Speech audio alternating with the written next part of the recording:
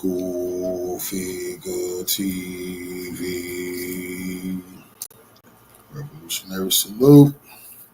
Revolutionary salute. Like, share, subscribe.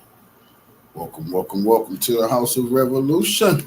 You know, I'm your humble host, the Yao Mean of Revolution. Iranian sleeper cells. July 4th terror attack. Is this a false flag? Before we get into that, be sure to wipe your feet. That means hit the like button. You in the House of Revolution. Like, share, subscribe, support the platform, y'all. I'm warning y'all about July 4th, and I got to keep y'all informed. Be very aware that they want to stage something and say it's the Iranians. Let's get into the contents. We are going to be looking at some disturbing videos, strange and odd news stories, and as always, let's go ahead and get right into today's video. So there are a lot of people on different social media platforms that are saying that an attack will happen in the United States, more specifically on July 4th. Now, me personally, I don't know if one will happen or not on July 4th, but regardless of the date, I do believe something is coming along the lines of a false scenario. And this is not me spreading fear or telling you not to have fun. I'm just saying be smart about your surroundings, especially when it comes to large crowds. And there's going to be a lot of large crowds on July 4th, because whether or not something big happens on July 4th, their characters are already selected with this whole Israel-Iran conflict. Their stage is already set. It's only a matter of when. And they do want to go ahead and speed up that 2030 agenda and usher in this complete AI governance. And it's not me saying this. You have people that are behind some of the most powerful, most expensive AI programs ever that the public is aware of anyway, saying they want complete surveillance on the public.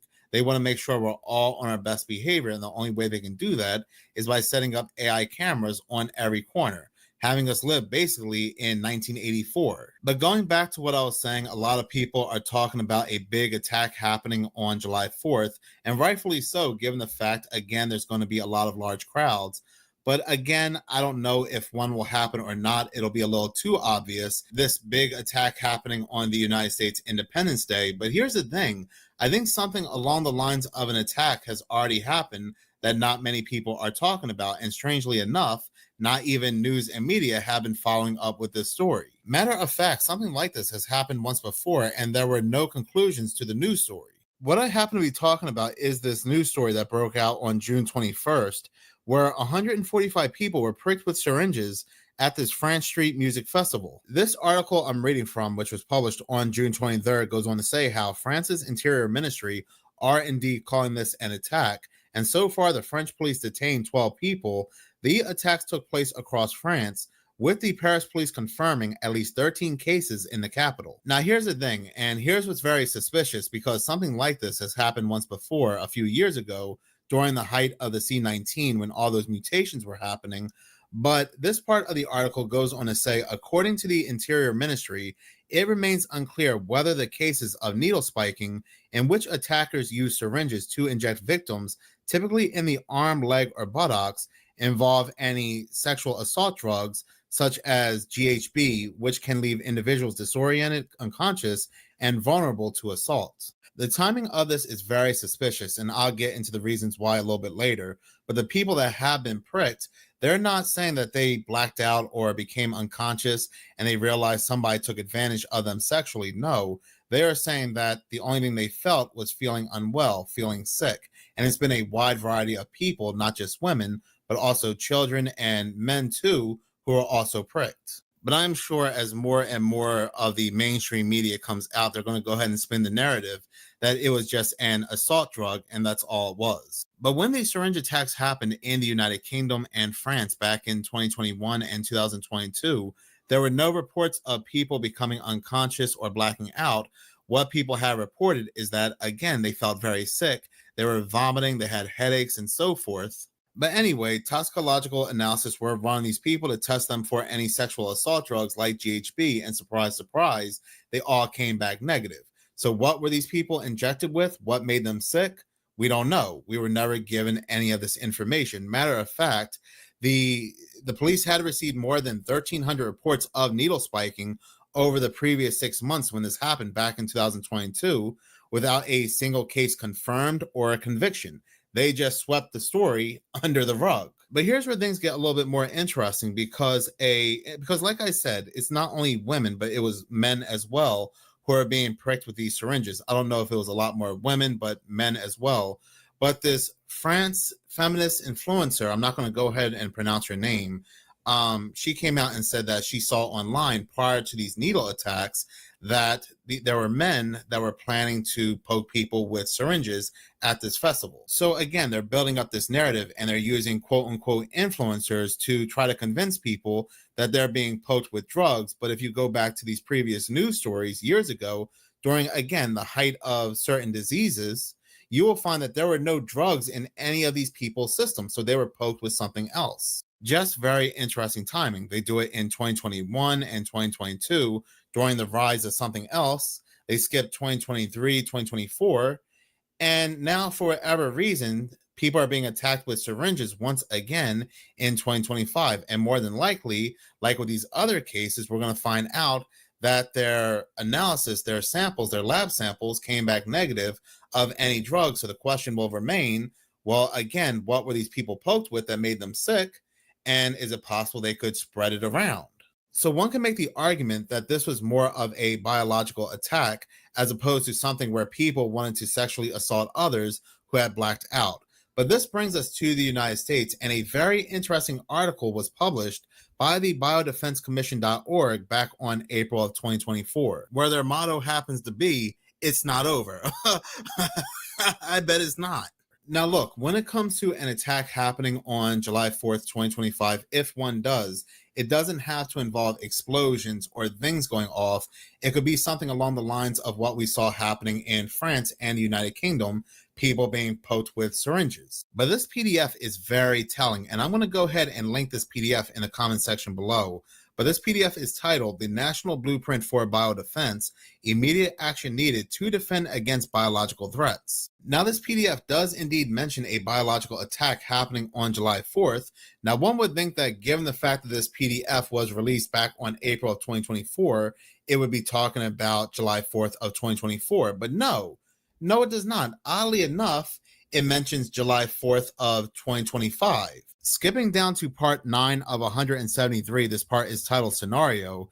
The following hypothetical opening remarks by the chair of a congressional joint inquiry provide context for this report by portraying a biological attack sufficient to cause the catastrophic consequences warned of by the Bipartisan Commission on Biodefense. The scenario describes how a biological agent could target humans and animals, how disease could emerge, some of the key interagency capabilities required to address the agent and its impacts, and the consequences of failure. Then we have this part in bold right here, which really stands out. It goes on to say that joint inquiry into administration and congressional actions before and during the bioterrorist attacks of July 4th, 2025. United States House of Representatives Permanent Select Committee on Intelligence and United States Senate Select Committee on Intelligence.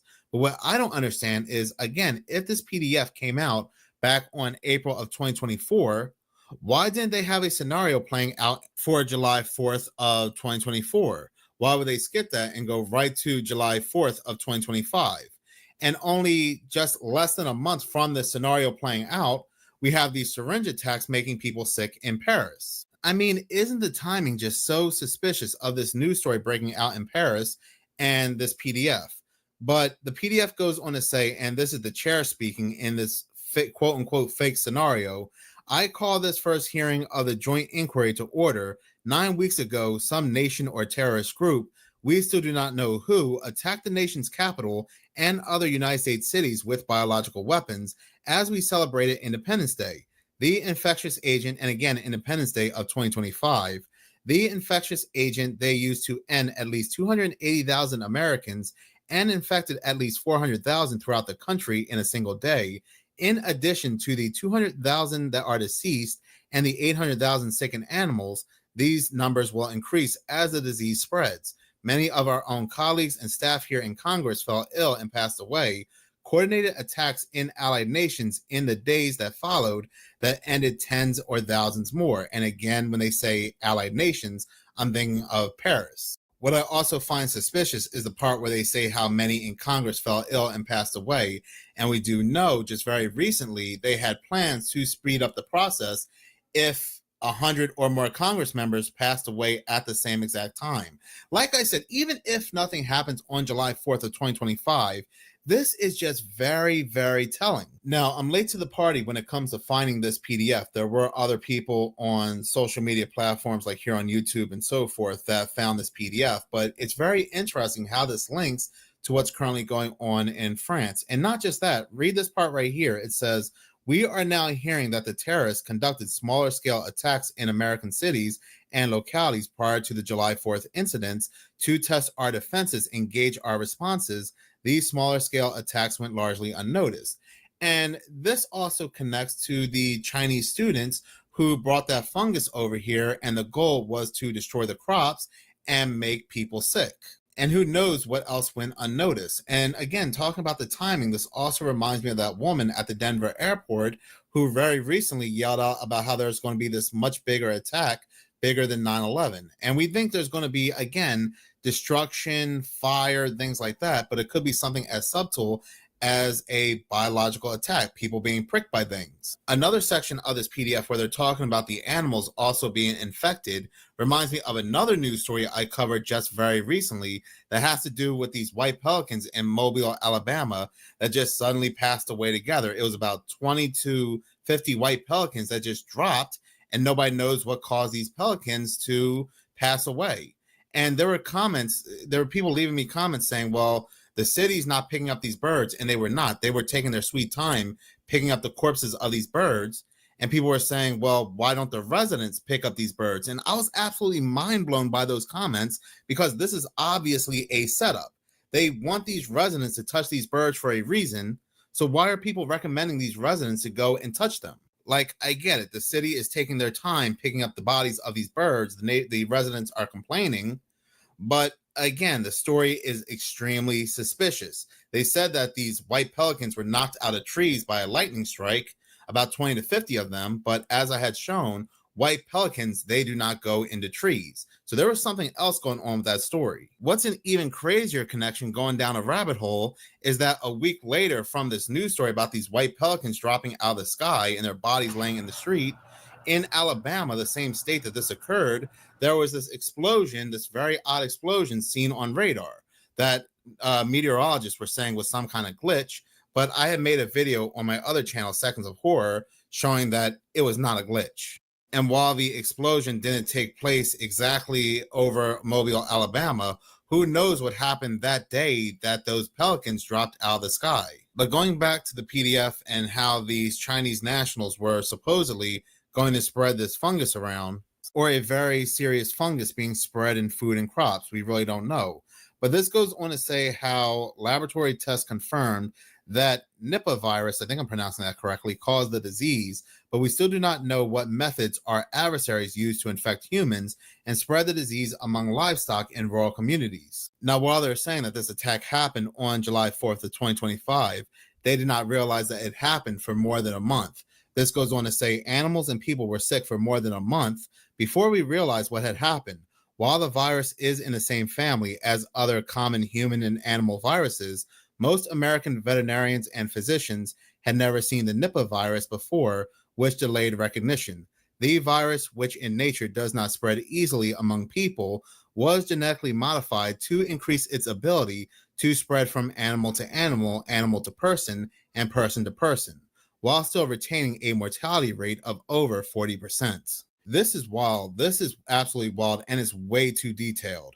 This kind of reminds me, matter of fact, it does remind me of Event 201 when Bill Gates and the World Economic Forum had this joint venture at the Johns Hopkins Hospital to talk about a global pandemic back on October of 2019, just right before the C-19 had spread. They were talking about things like quelling rumors on social media, conspiracy theories, and so forth. Like I said, this is just way too detailed, absolutely crazy. And like I said, some people out there believe that if more and more people talk about this, because like I said, there were a lot of people before myself talking about this PDF, that if more and more people talk about this out in the open, This will stop these so-called powers that be from doing whatever it is they're about to do. Now, I don't know if I believe that or not, but I hope that's the case, that if we spread awareness about this, that it'll stop them in their tracks. And it's something I thought about when it comes to 9/11, because there were just way too many hints that something was going to happen on 9/11 prior to that date through different movies, video games, music videos, album covers, and so forth. If more and more people had said that something's going to happen on 9/11, maybe it would have stopped anything from happening on that date. Again, I don't know if that's the case or not, but it's something really to think about. Like, it's a sick and twisted ritualistic game of the so-called powers that be. They'll give us all these hint and clues ahead of time to see if we catch on, and if we don't, and if we fail, they're going to go ahead and carry out whatever plan that they have. And I really do wish that something like this could easily be written off as the so-called powers that be. They are fear-mongering the public. They are spreading fear, but we have seen time before, and like I've given as an example, Event 201, their plans coming into fruition. Now, I'm not going to go ahead and read this whole thing. Like I said, it's about 173 pages long. I will link it below. But I do want to touch a little bit more on these scenarios. It does go on to say that 4 years before this, many experts said that although nation states and terrorist organizations aspire to use biological weapons, they lack the leadership, organizational wherewithal, infrastructure, expertise, and social support to develop and deploy them. Maybe it won't be these rogues that will deploy it. They'll be the ones that take the blame, but those with the expertise, those with the infrastructure, the money, will be the ones to actually deploy it. In fact, the testing could have been ramped up very quickly in a few countries that have almost avoided the epidemic entirely, like Taiwan, New Zealand, Australia. They took their experience and actually prepared, and so they moved a lot faster. So we, we'll have to prepare for the next one. That, I'd say is will get attention this time.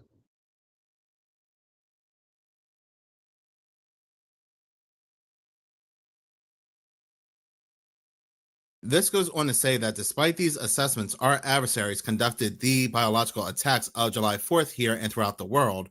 They took advantage of our failure to eliminate the vulnerabilities revealed during the C-19 pandemic, our failure to conduct sufficient biological intelligence activities to indicate an imminent attack, our failure to achieve early detection of the biological agent, and our failure to identify the source of exposure in a timely way. Our failure to rapidly identify and recognize its occurrence in livestock, again, going back to that fungus, our failure to rapidly identify the disease in people, our failure to consistently fund public health and healthcare preparedness, our failure to stockpile sufficient medical countermeasures, and our failure to communicate effectively within the government to our allies, and most importantly, to the American people. All of this strangely reminds me of Event 201. If it wasn't for things like Event 201, all these things currently taking place around the world, and the fact that they happen to skip over July 4th, 2024, and specifically date July 4th, 2025, I can't blow this off as just a war game scenario they typically play. Like, read this part right here, and it just feels like they're coming out and saying something. They're giving us a message. Sadly, much as the 9/11 Commission observed in its analysis of the attacks of what happened back in 2001, the attacks of 2025 can be ascribed to failures to heed many warnings and commit to preventing biological events from affecting our national security. There were failures of prediction, like, all the prediction that we saw in media that they laid out, early warning and detection. The diplomatic, intelligence, law enforcement, and military communities failed to discover intent and provide advance warning of well-planned and direct attacks on the United States and its interests overseas, and the Department of Agriculture, Department of Defense, Department of Health and Human Services, and Department of Homeland Security failed to detect the biological agent upon release. There's a lot more to this. There's more references to September 11 and even the C-19. It's just so crazy how this is all laid out. This also goes hand in hand with the Deagle report, this report that came out, I believe, years ago, that said how there would be a heavy loss of population within the United States in 2025. But that's not just it. There were more warnings that something was going to go down in 2025 involving a disease, because a few years ago, take for example this video here, I believe this is something put together by Bill Gates. there was something called the Severe Epidemic Enterovirus Respiratory Syndrome, called SEERS, and basically it was this major outbreak that broke out in 2025. And you can even read comments in this video, and this was published 2 years ago. You can see where it says they did the same presentation for Event 201 before the C19. Sounds like another planned event. And that's so true. These are all planned out. It's all a script. And like I said in the beginning of the video, they already have their characters selected, their actors, with this whole conflict between Israel and Iran. And these people, they said, are coming through the southern border because they're telling everybody just how weak the southern border happens to be. It's the whole world is a stage. ICE has arrested more than 100 Iranian nationals across the U.S. in just the past week, according to Fox News. It comes as federal authorities sound the alarm over potential Iranian sleeper cells operating inside the country. Some officials warn suspected terrorists may have crossed through open borders. The National News Desk, Janae Bowens, takes a closer look at the growing security concerns. Fears are growing about Iran-backed operatives inside the United States. We have thus far arrested 1,500 illegal Iranians in our country. That is something that I would like to talk about in a classified setting. But yes, have they invaded our country? Yeah. Absolutely. Attorney General Pam Bondi told Congress earlier this week that authorities are on high alert. We will not be intimidated, and we will keep America safe thanks to the leadership of President Trump. Fox News says ICE has arrested 130 Iranian nationals just in the last week. And right now, 670 are being held in ICE detention. It's all part of the Trump administration's effort to crack down on Iranian nationals in the country illegally, as security concerns continue to grow. So you can't think not a single one of these 2 million plus didn't come here to do us harm. Border czar Tom Homan blaming the Biden administration's border policies. He also warns of a potential 9/11 style. 2 million people paid more not to take advantage of that giveaway program. Why? Because they didn't want to be vetted. They didn't want to be fingerprinted. They didn't want to deal with law enforcement at all. Why is that? That should scare the hell out of everybody. ICE sources confirm that some of the arrested Iranian nationals have. But this stuff doesn't scare me or put any type of fear into me because we know the type of evil that we're dealing with. And if you're prepared against this type of evil, then again, there's nothing to be scared of here because we know what we're dealing with. Talking about actors, now we have people on social media talking about how there's only days left before they attack. There's only like a few days left before something happens. Like this guy right here. This video comes from Moon Henry, but he's talking about this guy that's talking about there's going to be something that happens and we only have about 4 days left. But these people are being paid by higher organizations that published and created these PDFs, no doubt. Again, think about the timing. Something extremely weird seems to be happening in the United States. Also, possibly even a countdown to some kind of event happening on the ground in the United States. This guy has been popping up everywhere with warnings the last few days, numbering each day we're going into. But once I show you what's happening in the background and also what's happening in Iran, shut up, this may be a credible threat. People, 5 days. That's it. That's all. I don't need it anymore. I'm leaving. Okay? Just wait. Let's start the countdown. 5 days. And then from today, we have apparently 4 days. What's up, everyone? Just 4 days. Left 4 days. And who I am, that's not your business. You only need to keep in your mind what's going to happen in 4 days. Now, before this, he posted pictures saying F-I-C-E. But also his comments, people were noticing, is very weird in itself. Now, this right here was seen in the capital of Iran a few days ago, but did you know that yesterday there was an explosion in a high-rise and it took out 3 leaders, 1 nuclear scientist, and some other people? And no one has taken responsibility. They have this up, and now the supreme leader comes out and threatens the United States with some kind of secret weaponry only they know about. So what is this guy supposedly saying is going to happen in 4 days? Does this ring not have a strong Middle Eastern feeling on it? And oddly enough, at the same exact time, the ICE riots are getting awfully bad again, out of nowhere, right? Directly after the conflict stopped. For instance, are you aware this has been happening for 19 days straight, and there's no media reporting on it? With everything together, it just seems kind of strange. Not sure how I feel about this. Let me know what you think below. But in any case, thank you so much for watching. If you like this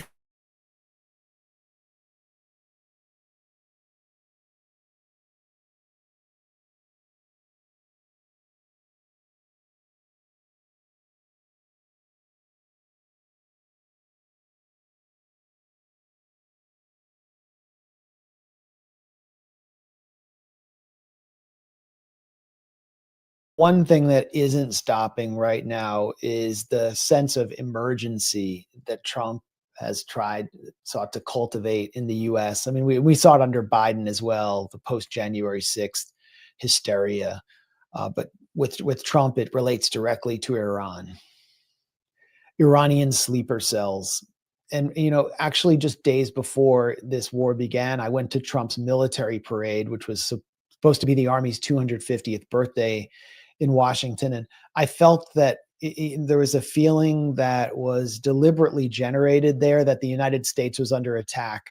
And so if you were standing there on the National Mall or near the Capitol, you would see, or actually just, anywhere in that area, you would see bombing runs of World War II era bombers, Vietnam era choppers, and modern choppers going overhead constantly with tanks in the street. It was meant to instill a sense that, the US was already at war somewhere, somehow, with this vast military.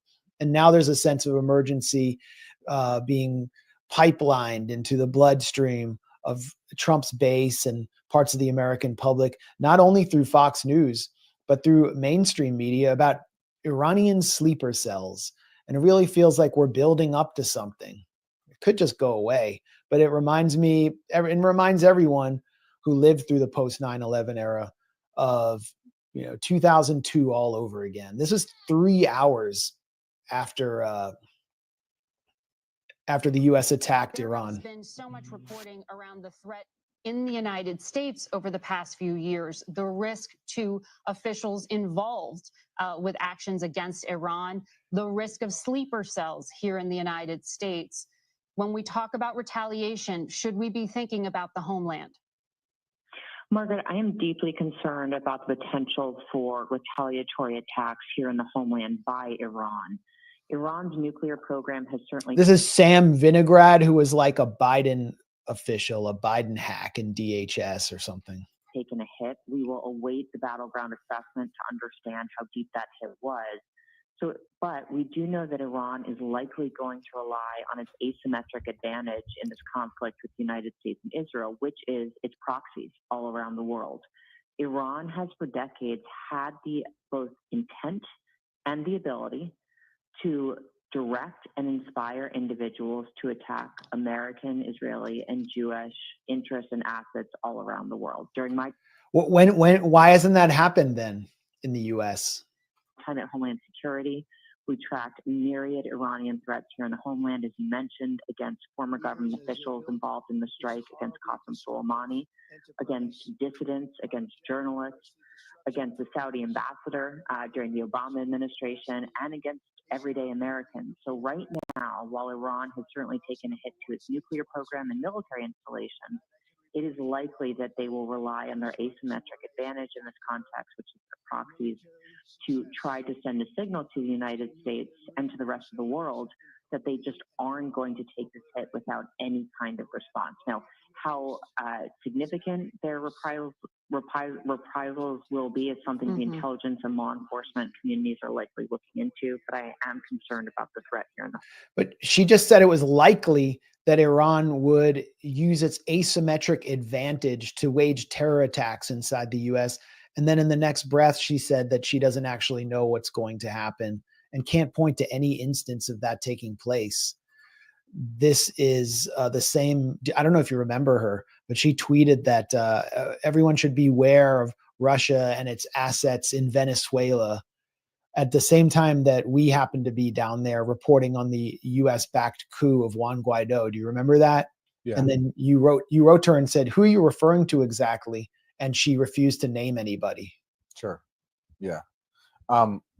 The only sleeper cells I'm worried about are the people pretending to be journalists and just doing Israel's bidding. And the same thing with the politicians, like the people we saw there, Trump and J.D. Vance, pretending to be against endless war while waging. Those are the real sleeper cells we have to be worried about. Here's one more. This is from CNN.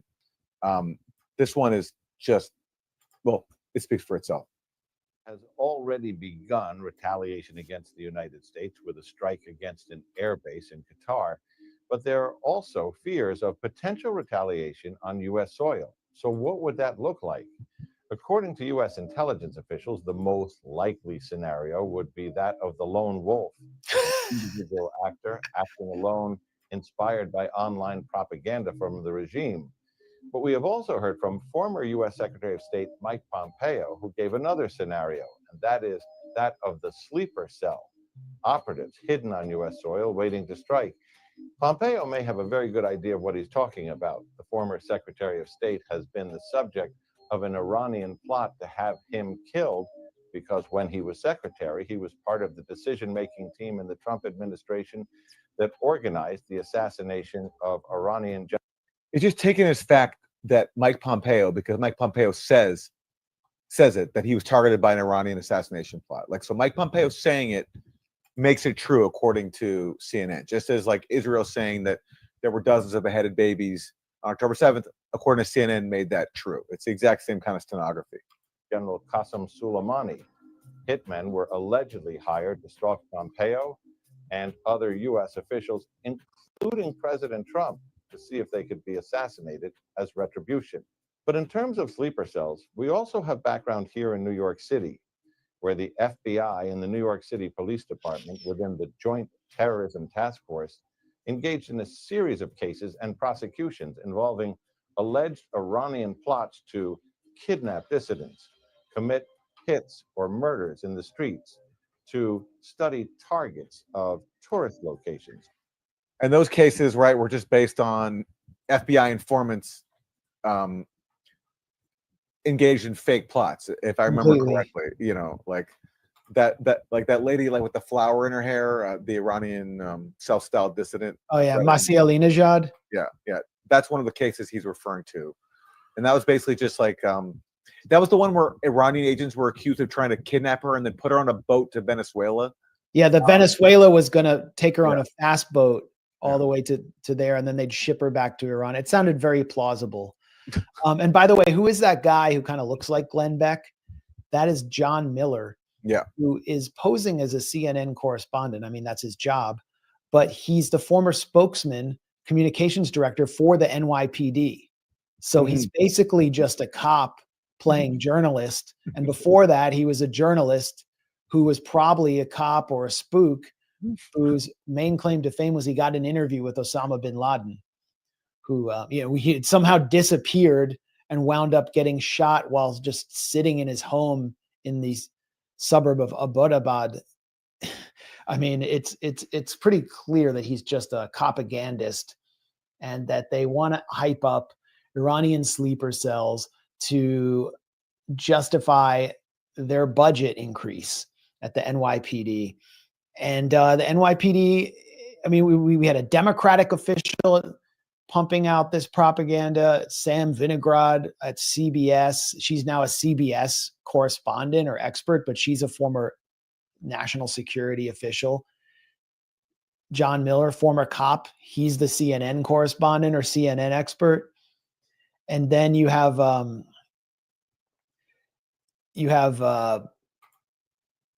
NYPD itself and the mayor of New York, who comes out of the NYPD. He basically just is the NYPD, Eric Adams. They're pushing this as well. You are always concerned about sleeper cells. We're going to ensure that we focus on sleeper cells. Mayor Adams taking seriously warnings from Washington that Iran. I love this sign behind him, though. Watch. Mayor Adams. Right to the left. Rat sightings have declined for 6 straight months. I see a rat right in front of me. Adams taking seriously warnings from Washington that Iran could activate sleeper cells here to seek retribution for the bombings. Rebecca Weiner, NYPD Commissioner of Intelligence and Counterterrorism, tells CBS News New York her agency has been on alert for days. We are doubling down on our efforts. We are doubling down on reaching out to partners internationally, federally, doubling down on all of the monitoring that we are doing. This as the bombing became topic A on the campaign trail for those seeking to win a Democratic mayoral primary. Former Governor Andrew Cuomo also warning that something could happen here. As a New Yorker, my natural instinct, former governor, former HUD secretary, New York should get ready for possible reprisal by Iran. Oh, that's your natural. Of course, it's your natural instinct. But there's a significant figure who appears there. That's Rebecca Weiner. She's not very well known nationally, but she directs a lot of this counterterror propaganda inside New York. And she also is an arch Zionist who helped lead the crackdown at Columbia University of the encampment there. Besides being deputy commissioner for intelligence and counterterrorism, she was a Columbia SIPA trustee, I think. No, professor at Columbia SIPA. Here she is. Congratulations to SIPA adjunct professor Rebecca Weiner, who was recently appointed as deputy commissioner. So, and SIPA, by the way, at Columbia, as we've talked about before, is overseen by a former Israeli intelligence officer. Yes. That's the leader of SIPA at Columbia University. And has as a trustee and professor Hillary Clinton. And you could safely assume that these figures were involved in one way or another in handing over the name of Mahmoud Khalil and information about him to the Trump administration, who was a student at Columbia SIPA, who helped lead the encampment as sort of a negotiator with the administration. So the Iranian sleeper cells play so many roles. It's going to increase the budget of the NYPD, make sure that counterterror frauds like Rebecca Weiner can have jobs. John Miller, former NYPD comms director, is using CNN to promote it. But it's also setting the stage for either a false flag and or these kind of FBI manufactured terror plots. I think there's a very high chance, like 90%, that the FBI is going to start manufacturing some plot with some mentally disturbed Shia male. They're trying to do that right now as we speak to legitimize the phony threat of Iranian sleeper cells. And in fact, they already were working on this last year. They manufactured a plot. This is getting hardly any media attention, but they manufactured a plot with someone who wasn't Iranian or Shia and tried to link it to Palestinian resistance.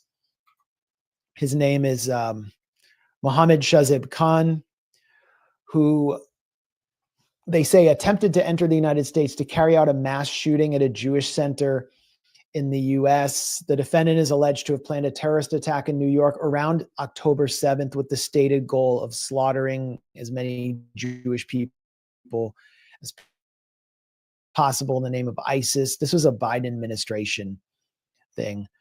And that he was going to do it 1 year after Hamas's horrific attack on Israel.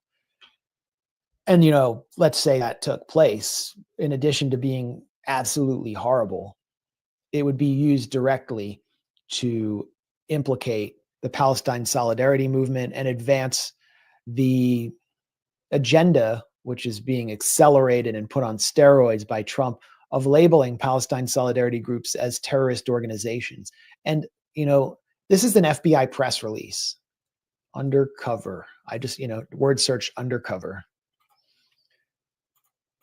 Khan distributed ISIS propaganda videos and literature. Subsequently, he began communicating with 2 undercover law enforcement officers, and he started the distribution of these videos on an encrypted messaging application. Who was he messaging with? He was messaging with undercover officers. The FBI maintains 15,000 undercover officers. Look at Rebecca Weiner's Twitter account, and she's claiming credit for this bust, which took place in Canada.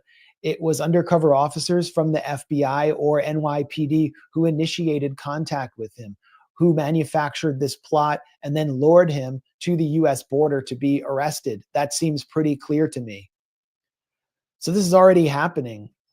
almost every terror plot after 9/11 that the FBI wrapped up was manufactured by the FBI, according to terror researcher Trevor Aronson, whose book, The Terror Factory, tells the tale. So whether or not there's a false flag, which everyone who's paying attention is expecting, I think we can be pretty sure the FBI is going to try to manufacture some plots. And the deputy director of ICE, I don't have the Fox News clip in front of me. Katie Halper played it on her show that I was on earlier today, so go back and watch it. The deputy director, or acting director of ICE, he was boasting about arresting 17 Iranian nationals in the U.S. and said, we got a sniper from a hostile country, so we're preventing another 9/11. I mean, they're already just arresting Iranians willy-nilly inside the U.S. So get ready. And no one is going to believe, who's paying attention, if there is some kind of attack, that there wasn't some intrigue behind it. Just because they're overselling it so hard, and we've all lived through the phony war on terror. We know what time it is. I love this headline, by the way. This is another thing I see, like the Trump administration putting out there to claim that there are grave threats to coming from Iran or other elements, Mexican cartels inside the U.S. Tom Homan, the border czar, who's sort of overseeing ICE, and his wife are quote unquote living separately because of death threats. Whenever I have if I have a bad fight with my wife, I'm just gonna blame Ayatollah Khamenei next time. Yeah, Dan Bongino, the FBI, said a similar thing, that his job in the FBI is basically forcing him and his wife to be separated or something. So, just always blame a foreign country, even for your own domestic troubles. Wait, let me see if I can find that. Oh yeah, this is great. Yeah, if I'm ever in the doghouse again, it's because and I'm sleeping on the couch. It's really because the Mexicans. It's because of the illegals. We got to. Once we clear out these Home Depot parking lots, then everything will be harmonious in our everyone's marriage. Yeah, everyone's marriage will be harmonious. It's such a sacrifice for Dan Bongino, though. He's having such a hard time. I mean, I gave up everything for this. I mean, my wife is struggling. I'm not a victim. I'm not Jim Comey. It's fine. I did this, and I'm proud I did it. But if you think we're there for tea and crumpets, well, I mean, Cash is there all day. We share it. Our offices are linked. He turns on the faucet. I hear it. He's there he gets in like 6 o'clock in the morning. He doesn't leave till 7 at night. Oh my God! I'm there at 7:30 in the morning. He uses the gym. I work out in my apartment, but I stare at these four walls all day in D.C. By myself, divorced from my wife. Not divorced, but I mean separated, divorced, and it's hard. I mean, we love each other, and it's hard to be apart. But you're doing some great work. Yeah, such a poor guy. He basically said he's divorced from his wife. I mean, and this guy, he's such a bully, he played the role of such a thug on his astroturfed corporate radio show. He bullied so many people, and now he wants everyone to feel sorry for him because he has to go work a job. I'll never forget it. After October 7th, he accused Rashida Tlaib, the only Palestinian American member of Congress, of trying to incite a religious war inside the U.S. simply because she didn't want her people to be genocided. And Dan Bongino accused her of trying to incite a religious war. So, he seems to take things a little bit too far. Well, if he's got all that free time on his hands, then why can't he, make all the Trumpers happy by finding the Epstein files? What's up with that? Or even, speaking selfishly, the Russiagate documents, which have also been forgotten. I mean, what's he doing there? The only reason Dan Bongino's there was to make Trumpers trust the FBI again after it was turned correctly into their enemy. That's the only and I don't know what he does all day. Send him back to Florida. But yeah, everyone who's paying attention, phony terror plots incoming. They're already taking place. And there's no legitimacy left. There's no legitimacy for this war. No one in the American public, except for boomer Republicans, wanted it. Literally no one. Only 20% of Republicans under 45, according to a CNN poll, supported it. There's no legitimacy for this phony war on terror narrative again. No one's believing in it. We've seen it before. And really, there's no legitimacy in this country anymore, especially for people who are 45 and under. I mean, I'm over 45. And just a growing number of people, like unprecedented.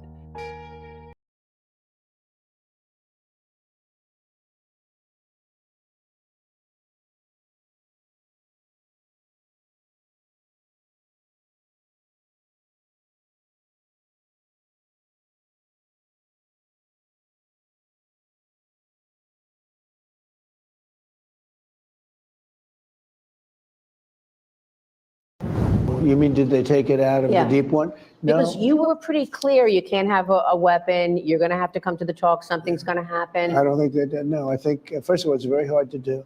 It's very dangerous to do. It's very heavy, very, very heavy. It's a very hard thing to do. Plus, we didn't give much notice because they didn't know we were coming until just, then. In the days following the tentative ceasefire between Iran and Israel, a wave of previously unreleased video footage has begun circulating across social media and encrypted messaging platforms. These visuals, some reportedly filmed by civilians and others by anonymous sources close to Israeli military installations, appear to show direct hits on infrastructure within and around Tel Aviv, locations widely believed to be under high security protection. While many of the videos remain unverified, open-source intelligence analysts have confirmed that several of the landmarks captured in the footage do align with known sensitive sites, including military-adjacent zones and logistical hubs. Take a moment to like and share this video to boost visibility. This development comes amid rising tensions and uncertainty over the durability of the ceasefire. The Netanyahu government had earlier issued strict censorship directives forbidding local media from showing footage of the actual sites hit by Iranian missiles. As a result, most mainstream Israeli coverage focused on damage to civilian areas, an editorial choice interpreted by some observers as a deliberate attempt to shape public perception and international sympathy. Meanwhile, Iran has consistently maintained that its strikes were retaliatory and targeted high-value military and intelligence assets in response to previous Israeli actions.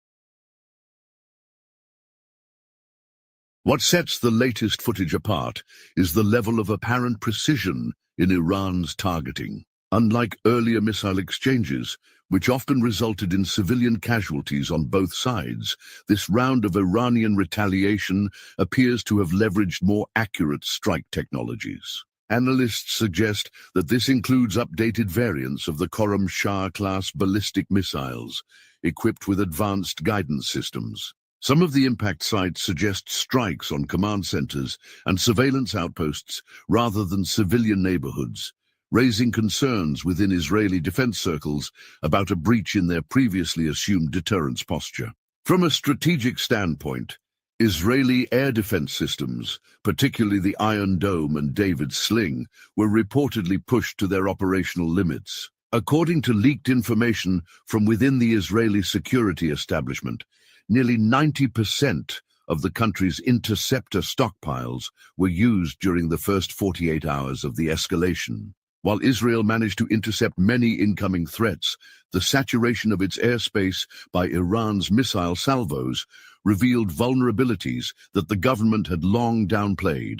In contrast, Iranian defense officials have publicly claimed that only a fraction of their full missile capabilities were used in the recent exchange, fueling speculation that Tehran is holding back a more extensive arsenal for potential future confrontations.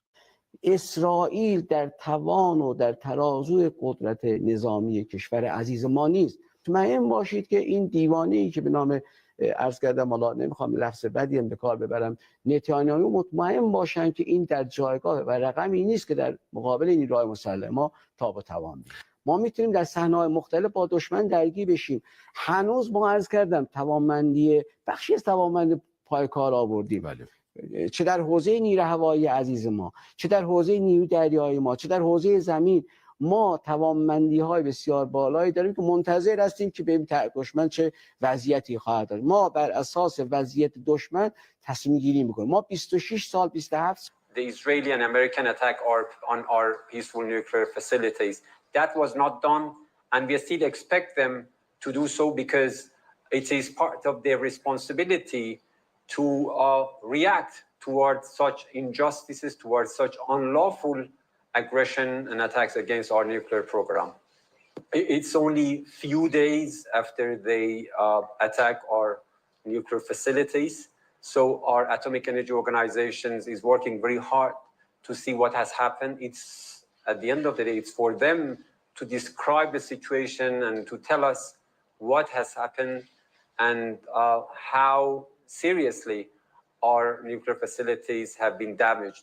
Yes, I can tell you that the level of damage has been high, but the details... Geopolitical implications are also emerging. U.S. officials, while reaffirming their support for Israel, have quietly urged de-escalation, with some Pentagon insiders reportedly alarmed by how quickly Iranian missiles penetrated Israeli defenses. This has reignited debates in Washington about the limits of deterrence and the possibility of a wider regional conflict, especially as forces aligned with Iran continue to mobilize in southern Lebanon, Syria, and Iraq. Moreover, there is growing concern over the possibility that if Iran were to feel existentially threatened, it might escalate further with heavier payloads, or in a worst-case scenario, seek to demonstrate nuclear threshold capabilities, though Tehran continues to insist that its nuclear program remains peaceful. Okay. Yeah, for now, yeah. Good. Hopefully. But I guess that attitude also exists, the idea that this is such an awful regime that we may need to... Oh, yeah, but for sure. But I feel like, I mean, this is anecdotal. I don't have evidence for any of this. This is just based on my own circles and what I've been seeing and hearing from people around me. A lot of those voices that are Iranian tend to be expats who have no connection to Iran currently. A lot of them have been in Europe probably since before the revolution, especially in the US, in sort of California, those sort of events. The ones that come and go, like myself, the ones like, I would tell you, producer, my mom and sister literally went for a holiday last April with, my brother-in-law who's not Iranian. They went and they had an amazing time. And when we have that connection to the country, when you still have links and experiences and memories that are very recent, It's very hard to detach yourself from the country and the people and even the government, because end of the day, on the average day in Tehran or Shiraz, where I'm from, you do have a normal life. You know, there is security, there is police, there's education, there's healthcare, there is services. People are going to malls and parks, and it's a normal country. It's pretty much like London or any other major city in the world. Yes, you have the eruptions, like, you know, when Masa Amini was killed. Those things happen, and those things are undeniable. In Iran, there's a lot of problems. The government has a lot of issues, but that does not justify the aggression from outside. Iran has never been a country that accepts outside aggression. And if you look at our history, we've always resisted it. We've never been colonized through and through, whether it was the British or the Russians that tried, you know. And the context of this, I know I'm rambling on a bit, but the context is 1953. For those who don't know, Operation Ajax, CIA coup, overthrowing our democratically elected government. Why? I was oil. about to cite that as evidence that you had sort of succumbed to outside influence, but it's a little bit more complicated than that. It's complicated.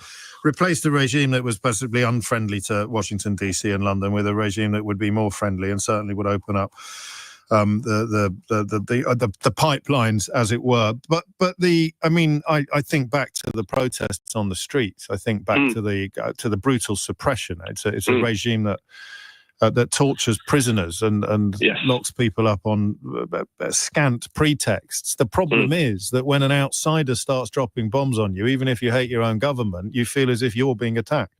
Well, you are being attacked. Well, you are being attacked. It's a fact. So this makes everything worse. Especially when you've been seeing what's happening in Palestine prior to all of this, and Lebanon, and Yemen, and Syria. And it's like, my wife is Afghan. And when this happened last week, when Israel, we were actually abroad flying back to London on our honeymoon. And I just saw the news in my connection place in Singapore, and I started crying in the airport. And she said, "Welcome to the club."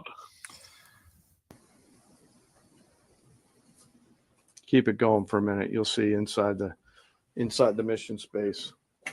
As the region braces for what may come next, one thing is clear: the psychological and strategic impact of Iran's retaliation has altered the military and political calculus in Tel Aviv. The footage, which the Israeli government tried hard to suppress, has now sparked domestic debates about the effectiveness of existing defense policies, the sustainability of a military-first approach, and the broader question of whether continued confrontation is in the long-term interest of Israel's security. For now, the ceasefire remains in place, but tensions are far from resolved. At the Open-Minded Thinker News Team, OMT, our ongoing analysis suggests that both nations are quietly reassessing their red lines.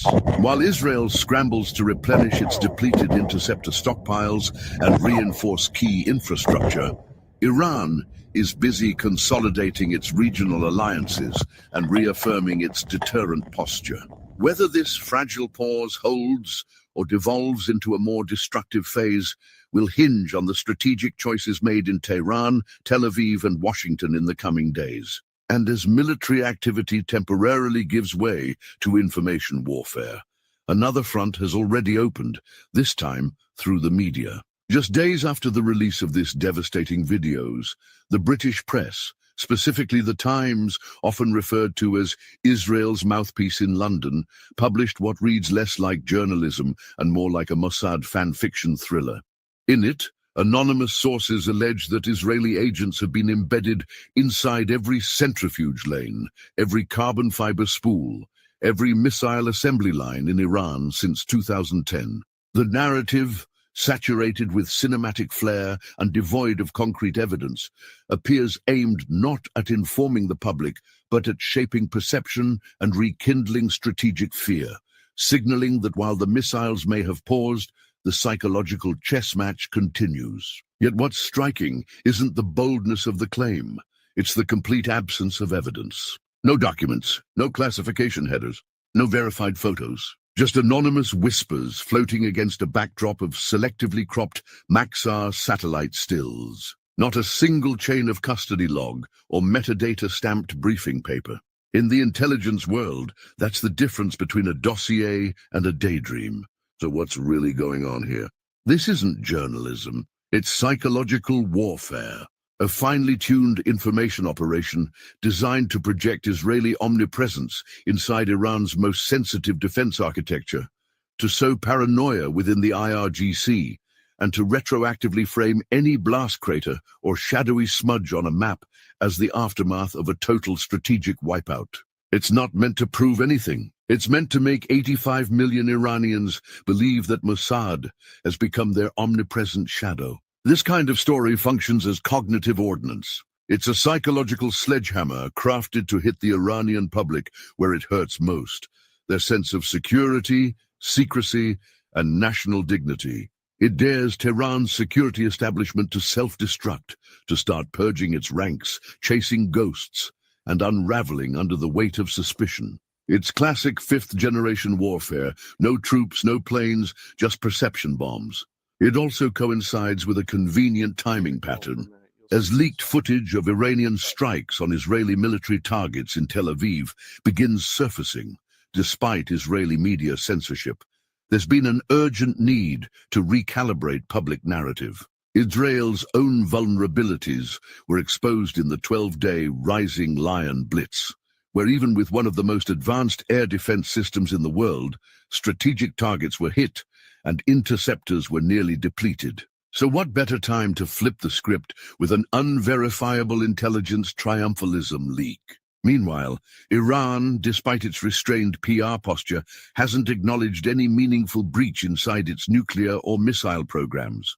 On the contrary, Iranian-linked figures have dismissed the Mossad fairy tale as laughable, emphasizing the continuity of their weapons programs and even hinting that a retaliatory phase is still on the table if Israel escalates again. What's more telling is what isn't being said. Israeli officials, normally quick to endorse or deny major security stories, have gone silent. No confirmation, no rebuttal, just a quiet grin from the shadows, hoping the whisper campaign sticks. Because in this game, perception often outweighs proof.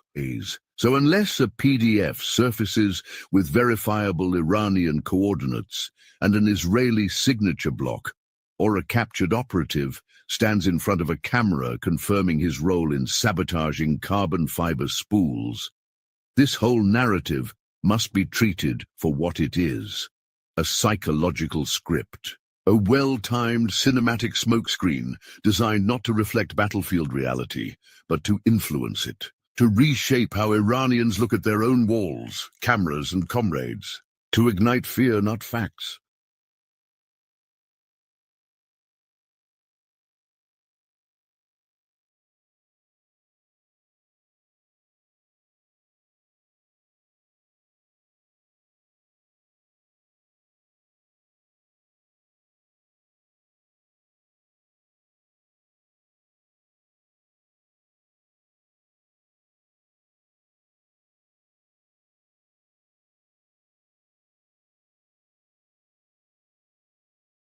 Please let me know that you can hear me all right. We have a very special format here, as you can see, because I am joined to the top of me.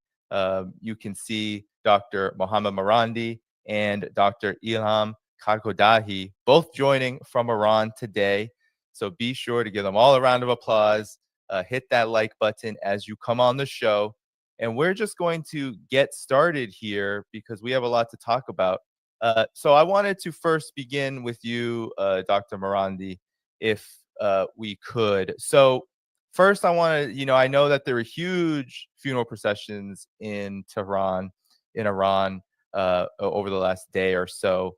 But I wanted to ask, in the context of this huge procession, we've also had some news. Brigadier General Mohammad Reza Nagdi said of the Iranian Revolutionary Guard Corps, said that Iran had only used 5% of its defensive capacity against Israel during what's being called the 12-day war. I'm curious, Professor Marandi, Dr. Marandi, your assessment of this situation now that we are in the midst of the ceasefire. The funeral yesterday was a huge vote of confidence. And we have to keep in mind that the West has always been producing a narrative hostile towards Iran in every way or form. Iran is a complete dystopia. It is evil. It is a regime. It is collapsing. It is imploding. It is despised by ordinary people, and so on. And one of the key arguments made by the West is that if we just push it a bit, then it will collapse, and the United States and the Europeans can get a real government, a legitimate government that would do their bidding, like in Syria, for example, or anywhere else in the world where they succeeded in bringing down a government. Of course, I think everyone knows that wherever the United States or the Europeans get involved, it only brings about death and destruction and misery. And the objective has never been freedom or democracy or human rights or anything like that. That is, all of these are completely opposed to the reality of the American empire. Even at home, we are increasingly seeing how the media apparatus is being used to suppress opposition, to suppress support for the Palestinian people, to support a people that are being slaughtered on a daily basis outside of their own countries. Even that is no longer tolerated in the West. So I think it's that narrative, though, has been very important in the decision-making process in the West. And what we saw was the exact opposite. And it is somewhat similar to what we saw in Lebanon. If you recall, after the Israeli regime waged war on Lebanon and carried out a genocidal attack, slaughtering people across the country, destroying neighborhoods, and pretending, the Western media along with it, pretending that these were Hezbollah strongholds or Hezbollah centers in order to justify the destruction of homes and the slaughter of innocent people. Back then, it was claimed after the war, even though the Israeli regime failed to gain any real footholds in southern Lebanon during the fighting itself, we saw that the narrative was that Hezbollah has been weakened, that the people no longer didn't want Hezbollah. Hezbollah no longer has influence among the population in Lebanon. But the funeral that was held for Sayyid Hassan Nasrallah and Sayyid Hashim Safiuddin was massive, and that was it boosted the morale of supporters of resistance, not just across Lebanon but across the world. And then we saw how Hezbollah and its allies won the local elections throughout the country wherever they had candidates. Here in Iran, the same is true, although the narrative has even been more harsh and more long-lasting. And I think the funeral yesterday was a very important turning point in the narrative, because people across the world saw how the West was lying. Of course, the West will never admit it, that the Islamic Republic of Iran has popular support. Just yesterday, we saw the BBC journalist in Tehran, Liz Desset, go into some side street with it, where there was no crowd, and speak about and give her take on the situation. In other words, she was trying to hide the population from public view, or the BBC or the CNN reporter who said that there were thousands of participants. I think I did a number of tweets showing bits and pieces of the population, and it was clearly over 1 million. Anyone who knows just Azadi Street, from Engelab Square to Azadi Square, just that itself is more than enough to fill a number of national stadiums full of people. The population was definitely over 1 million, but again, that's not relevant to. And it was very, very warm, and it took me. It was very difficult getting back. participating, especially for people who brought their kids and families. But they all took the time, and despite the difficulties, to participate, and the turnout was stunning. And even though the West tries to hide this population and the magnificent turnout, but I think Iranians and many people across the region and many people beyond the region recognize that these Western narratives are utterly false. So I think that was an important event, like the event in Lebanon and Beirut that we saw a while back. Also, I would say that in response to the second part of your question, we have to, and this is something that I think your viewers should keep in mind. The Israeli regime is not Ukraine. The Americans and the Europeans give to the Israeli regime what the Ukrainian regime would only dream of. They give them everything that they have. And they add their own soldiers and their own ships and their own navies and their own air forces to help the Israelis. And then you have radar stations across the region in Turkey, in Qatar, in the Emirates, and in Bahrain, and the airspace of Jordan that's out there. In other words, regional regimes, even those that pretend to be supporters of the Palestinian cause, they're all a part of this joint NATO effort to help the Israeli regime win against Iran and to prevent Iran from striking back. We have to take all of this into consideration. So even when we saw that even air defense systems that were destined to Ukraine, for Ukraine, and supposed to go, they withdrew them and sent them to Palestine in order to help Israel. In other words, the Ukrainians, after well over 3 years of war, despite making huge sacrifices for their overlords in Washington, they were immediately dumped for the sake of the Zionist regime when the Zionist regime needed extra air defense weapons. So this is what Iran was standing up against, the full force of the empire.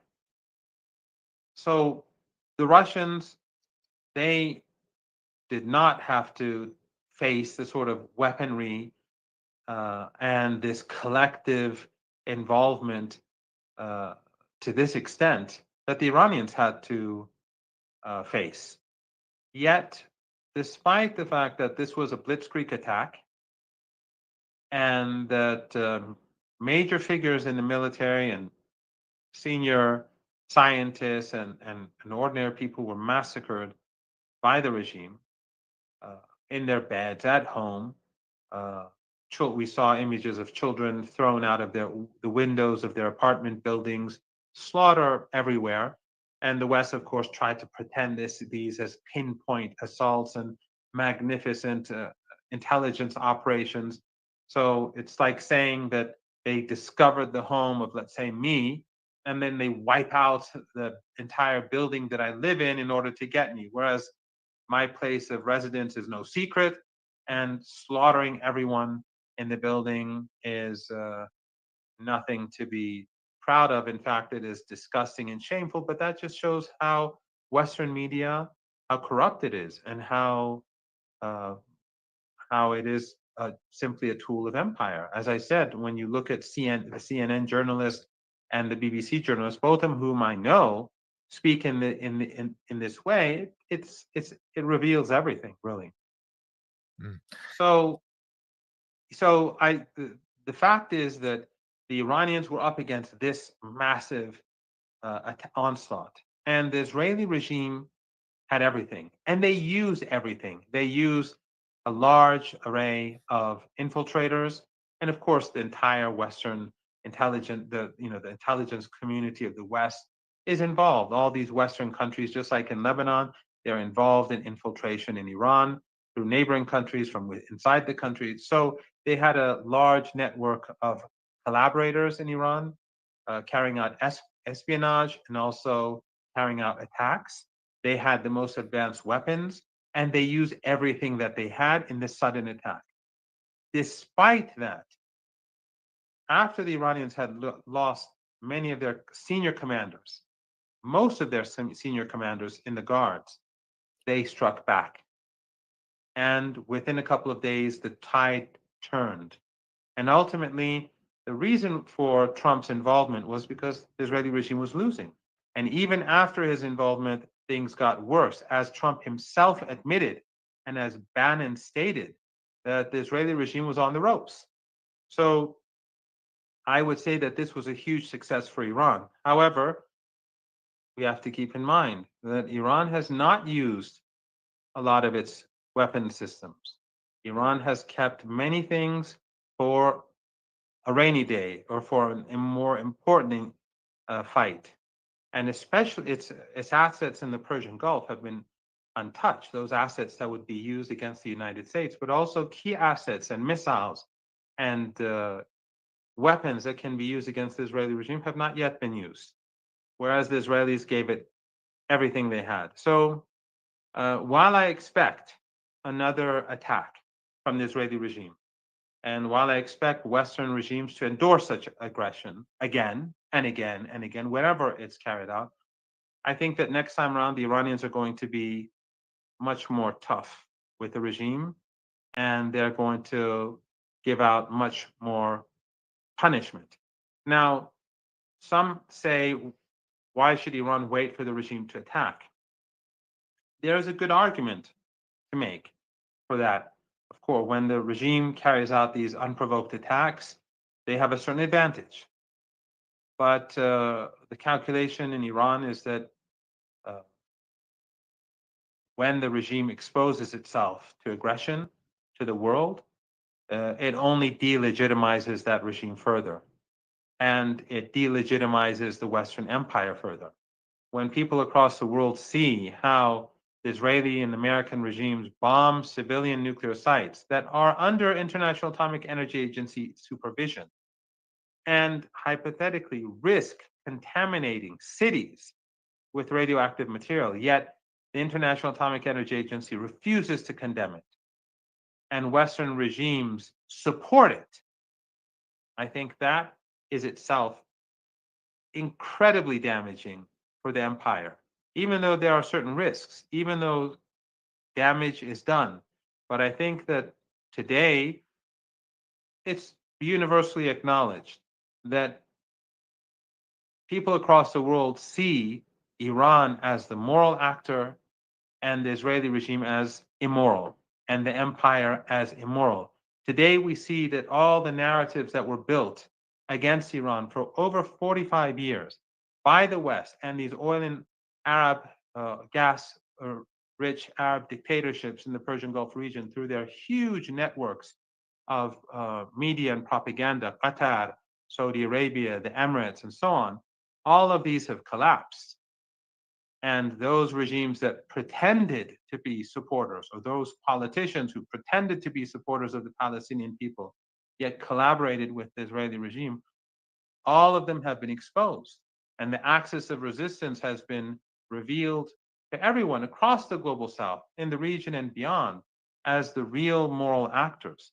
So I think that Iran's behavior, while it has certain disadvantages on the battlefield, it has created a huge wave of support, despite the fact that Iran is terrible at soft power, despite the fact that Iran does not have strong, good soft power capabilities, and despite the fact that Iran's soft power capabilities that are not very effective are all sanctioned. Despite all that, today we see the sympathy for Iran, the support for Iran, and the axis of resistance, the Palestinian people, today is greater than I've ever seen in my life. Yeah, Dr. Kadkodahi, could you maybe elaborate anything or talk anything that Professor Marty was saying? But really, what I want also your assessment of, from your perspective, is, you know, I have a lot of people who come onto this channel who watch this program, and they say, you know, they look at what happened. They get very concerned about Iran's future. Some people even claim that Iran was exposed and very vulnerable. What's your take on the situation in the context now that we are days, weeks now moving into a week plus into this so-called ceasefire of this, what many Iranians are saying are a big victory over Israel? Yeah. Well, I think it's important to acknowledge that we have a ruthless and very, very powerful adversary. And we're not talking about one regime or one state. We're talking about, the whole West in a way. So I heard this quote from one of these German politicians that Israel is doing our dirty work.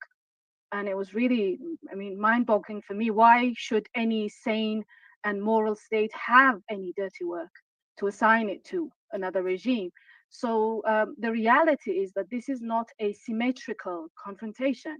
We know that materially we are not as powerful as they are, but the important point is that when you have values, real ones, not the ones that you boast about, just to use them as tools to subjugate other people, when you really have values and when you really have morals and you stand up for them, that will determine the fate of the conflict.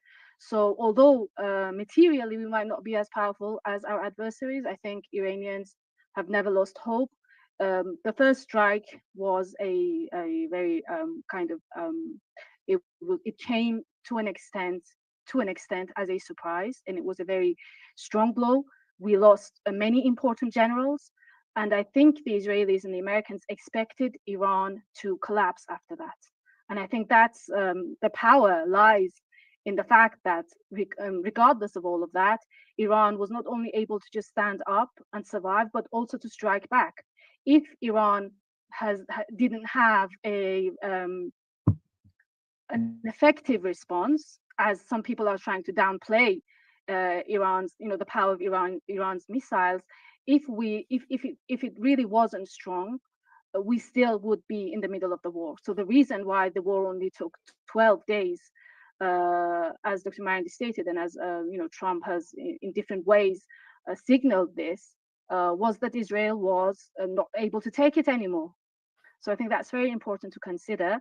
Another issue that I wanted to point out, a bit related to your previous question, is that for many years the Israelis and also the Americans, but very specifically the Israelis, have been trying to, in a way, construct a false dichotomy of people versus government in Iran, to just try to demonstrate or try to prove that there's a kind of this big divide between what the people say, what the people want, and what the government is doing. The values are different. These are against each other.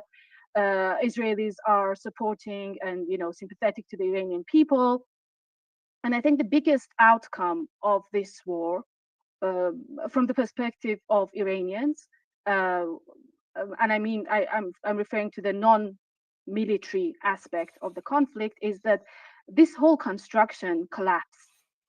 Even if anyone before believed that there is this kind of difference, there is this kind of, as I said, dichotomy between the people and the government, when you murder generals and scientists and children and women and people who have absolutely nothing to do with anything political, people who ideologically might not even be that much supportive of the Islamic Republic or revolution. People are just, going on with their normal lives. All of these people are murdered without any reason, and then they call it precise attacks, targeted assassination, these types of things. That really, in effect, makes that false narrative collapse, and I think that was very important. And so the procession yesterday, I attended that with my 3 kids, and it was such a difficult day for us because it was so hot and it was so many people on the streets.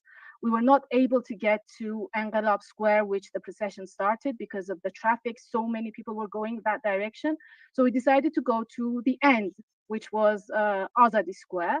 And again, it was so busy and so many people, everyone coming with families, not just, the whole families.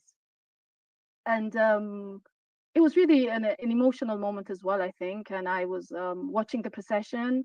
The last convoy that was coming was carrying small coffins and, the photos of the children. And I was just thinking, yeah, the father was a nuclear scientist. So what? Since when is murdering nuclear scientists or any type of scientist in any country something legitimate? How can you, or, they've attacked the Iranian TV station, and now they're just debating about whether it had any military aspect or not. I mean, it's just, it would be funny if it were in another context. It's ironic. And we've seen all of these arguments before about, things that have happened in Gaza. They hit the hospitals, they target the journalists, and all of this have happened for other countries. But the difference is that in the case of Iran, they get a response for what they do. And I think that's very significant. And I think this would make the Israelis think twice about what they're doing in the region, in the long term, of course. But still, you see, right now they're bombing again Lebanon and bombing Syria. So what's if Israel? Well, they pretend they are a regime. They are an illegitimate settler colonial regime, pretending to be a legitimate state. But what kind of a legitimate state attacks all its neighbors and goes on to attack the countries that are not even its neighbors? They don't share any borders with it. Constantly in war, constantly fighting and killing other people. And right now, I mean, the people from Gaza waiting to receive aid from the only organization that the Israelis allow for them to enter aid into Gaza, and they're just killed waiting to receive that. So I think not only for the Iranian people is this being more and more clear and clarified, that these constructions, these images, these narratives that the Israelis, that the Westerns are constantly pumping into people's minds are not going to work anymore. Like what happened in Britain, it was in a kind of a concert and people shouting death to the IDF. I mean, why are people surprised about that? It's only natural, I think. Yeah, very good points. Very good points. And Dr. Marandi, we can get back to the military aspect in a moment, but to follow up on this, one of the key aspects that I saw in this 12 days of active hostilities was the lack of a so-called opposition, the lack of what often is required for the U.S. and Israel to get their way with regime change, which is a force either within the country or externally coming into the country, as we saw in Syria, wreak havoc and create unrest and this sort of thing. I didn't see any of that. Your thoughts? You're muted, Dr. Marandi, I think. Sorry. Yes, to build on what Professor Katkhodai said, and to respond to your question simultaneously, during the funeral, the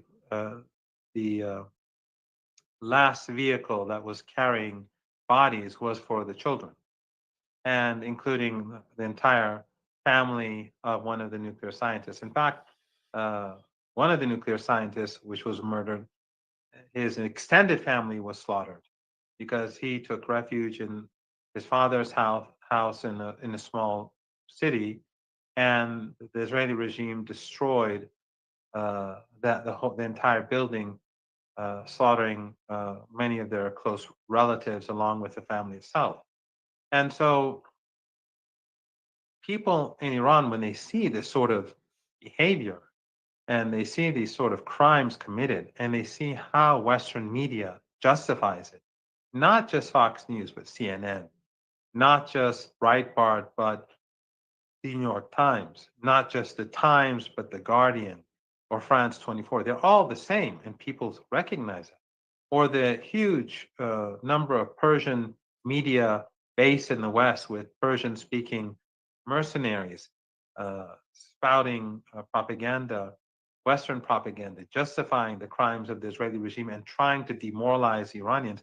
They see this huge apparatus and the injustice, and they see the dead bodies and the dead children too. And so that created unity among the population. But more importantly, Danny, more importantly, is the fact that it created a new awareness among many young Iranians who had never seen the revolution, who had never seen the United States support the Shah when he gunned down people on the streets, who did not see how the United States and the Europeans and the Germans in particular, who Professor Katz-Kodai was alluding to, I think the remark made by the German chancellor who said the Israeli regime is doing our dirty work for us. It's the same German regime that was giving Saddam Hussein chemical weapons to use against Iranians and his own people. And back then they fully supported it. So these young people did not see that. They did not grow up during those years, the 1970s or the 1960s or the 1980s. And of course, these young people have been, many of them, influenced by Western narratives, by the Persian media that promotes the empire.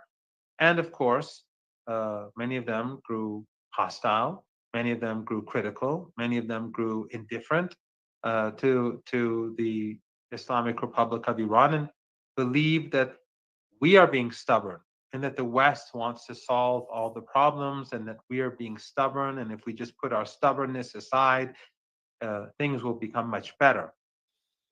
And if we put aside resistance, then the West will no longer antagonize us. That belief has been completely demolished. And many people have contacted me over the past 16, 17 days since the start of the war. And they've told from both inside Iran and outside of Iran, Iranians who live abroad have been telling me that my views are completely different now. I've recognized that I was wrong and that actually Ayatollah Khamenei was right in being in not trusting the West, in being cautious about the West, in being skeptical about the West. The very fact that the United States was negotiating with Iran and the US president was pretending to be against an attack, yet it turns out that he was plotting against the people of Iran. And the very fact that his own opponents among elites in the West who hate Trump and who oppose him on every issue, when it comes to attacking Iran, all of them are on the same side. All of them whitewash the Zionist regime. All of them try to glorify the actions of the regime. That has had a huge impact in Iran. And it has united Iranians in a way which I have not seen for the last 35 years. It is like when Saddam Hussein invaded Iran. And so it wasn't just yesterday during the funeral, it was also in funerals that were held across the country where people went to the streets in huge numbers. But it wasn't only during the funerals of the last couple of days. It was last Friday during the airstrikes, during the barbaric attacks when they were targeting hospitals, when the Zionist regime was targeting the ambulances, family cars. They bombed family cars on highways. When they targeted the Red Crescent Society, just one of the people that was injured, one of the Red Crescent workers, died today. One of them who was severely injured just died hours ago. The news came out. So this regime, the Israeli regime, they were bombing people across the board and slaughtering them. Yet last Friday, people went to the streets across the country to rally in support of the government, the armed forces, the state institutions. And interestingly, on the first day when the Israeli regime attacked and slaughtered so many people and murdered so many senior commanders, that night, many people went to the streets. But another thing that I should add, which goes back to what I said early on, is that in the West, they claimed that Iran is a repressive regime, that people have no freedom, that it is unpopular. Well, this barbaric Zionist regime took out the leadership of the Revolutionary Guards. What happened? Did the people turn against the system? Did they celebrate the murder of the guards? Did they find this as an opportunity to revolt? Because the guards at that moment they were leaderless.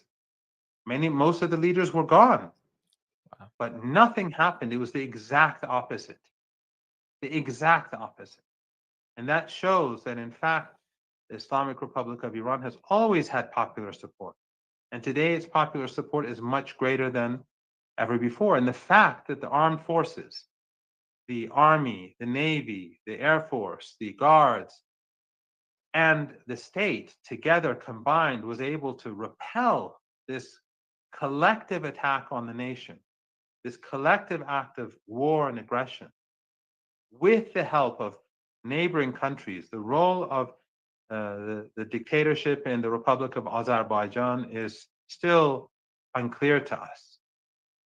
The fact that radar stations in countries that neighbor us were all being used, the airspace of Jordan and Iraq were all being used. The fact that NATO countries have been, not only were they helping, but as we speak, we are seeing Western European and North American countries immediately sending plane loads full of weapons to Israel to prepare it for another round of aggression against the Iranian people. We're seeing that. Of course, the Iranians are preparing themselves. And this time around, if anything happens, the punishment for the regime, the Israeli regime, will be different from before. And my advice to Zionists is to leave Palestine now. They have no future there. Those who have carried out crimes against humanity, who have slaughtered Palestinians in the West Bank and in the Gaza Strip in particular, they should leave now. But in any case, the point is that all of the narratives of the West with regards to Iran have been proven to be false. And whenever in the past we would say that your narratives are false in the Western media, they would laugh at us, they would ridicule us, they'd insult us, they'd call me a mouthpiece of the regime, the likes of Piers Morgan and others who people talk about his hostility towards me and his hatred for Iran and his constant abuse towards Iran. Even though all of that abuse, not just by him, but by all of these mainstream Western media outlets, all of them do this in order to legitimize aggression. They create hatred for a people to prepare the grounds for war, to make ordinary people in the West support war. And then they lie about, Fox News is now telling people about the threat inside the United States. They arrest 4 Iranians who went to the United States to immigrate. They speak about sleeper cells, all lies, including CNN speaking about sleeper cells, these liberals. They do it to demonize ordinary Iranians in the United States, but also to create hatred for Iran, to legitimize airstrikes, to legitimize murder, to legitimize the slaughter of entire families and people living in apartment blocks. That is what this is all about. But people today see through it. And so these Western media narratives, all of them have been crushed. They've been broken. People see what's going on the streets in Iran. People see what's going on now in the UK. We see in how the slogans against the Israeli regime are being repeated by huge crowds. Huge crowds are chanting against this murderous Zionist regime, and this BBC tries to censor it. And the regime in London tries to create fear by saying that they're going to carry out an inquiry. In other words, what they want to create fear in order to silence people who support the Palestinian people and who oppose the Holocaust. So it's extraordinary how the tables have turned. Until now, the narrative has been that the Iranian people are against the so-called regime, where it turns out that the British people are against the regime. Yeah, and Dr. Kodahi, I wanted to ask your reaction to to pivot a bit back to this military aspect of this, but very related to what we have been talking about. There are reports that Israel now that they are seeking something, an incredible amount of money worth 17 billion, I think, US dollars worth of air defense replenishments following this 12-day war, as the West is calling it. In large part because the U.S. has admitted itself that it depleted about 20+% of its entire THAAD air defense systems, giving them to Israel in order to defend against Iranian missiles. There's big fights about this, and I'm curious on your reaction to the state of Israel, not the state of Israel, but the status of Israel after this, because on the one hand, they're claiming and they're saying that they want to go back at it as soon as possible. On the other, I'm curious on your assessment of how Iran actually did, because there's a lot of people who have doubted Iran's response, and I'm curious your reaction to this. Mhm. Well, I think Trump himself stated that Israel was hit really hard, and he didn't have to say that. I mean, he could have just not said it, but the reason was that it was something that undeniable. And as I said, the reason why the war ended after 12 days, it didn't end. I mean, there was just a kind of a ceasefire, was because Israel could not take it anymore. But I think the most important point here is that, or the more important point here is that there's always been this discussion of whether Israel is a liability or an asset for the Americans. And there's been, well, we know there's a kind of a hegemonic pro-Israel kind of discourse in the United States, which is made possible by the Israel lobby, which by lobby we do not mean AIPAC, we mean a very kind of a big network of different organizations, different individuals, trying in different ways to determine the discourse about Israel. But in recent years, recent decades, especially after the publication of the Israel lobby by Mersheimer and Walt, there's this discussion of how beneficial this relationship is for the Americans. This started, but I think now with this confrontation with Iran, where Israel finally gets to fight a real country, a real army, because before that, all it was doing was that it was attacking women and children, defenseless people, even when it was in Lebanon, because Lebanon was, apart from Hezbollah, which is a kind of an organization. It's not the Lebanese government. It is part of the government, but it's the Lebanese government has never properly fighted the Israelis. The same with the situation in recent years with Syria. So in the case of Iran, maybe it was the first time that in recent decades that Israel was actually fighting an enemy that is able to fight back. So this discussion has, I think, become more serious, and I think this would be interesting to follow in future weeks and in future months. This argument in the United States about whether really how longer could this go? People starting to really critically question the relationship, whether it's worth it or not. There was a tweet, I think, by Trump stating that, we spend a lot on Israel. So in a way, implying that because we spend a lot, so we have to, we get to say about what happens internally, about the problems that Netanyahu has in court. And in a way, Trump may be trying to instruct the Israelis to stop the course of the court, which is being carried out against Netanyahu. So I think, and that was serious. That was, the Israelis were upset about that. Why is he interfering in our internal issues? Well, he's paying a lot of money to you. So I think the whole logic of this relationship, this so-called relationship, is, I think it's been questioned in a very serious way. And I think this is something that we should follow in the coming weeks and months. I think the relationship is not going to be as smooth as it was, because more and more people are thinking critically about it, not just the atrocities that are happening in Gaza, in which the US is the main enabler and it's complicit in those atrocities, but also about how much should we spend on a regime that's not able to defend itself when it comes to real armies. It's only able to slaughter women and children. So I think that's a very important issue related to what you mentioned.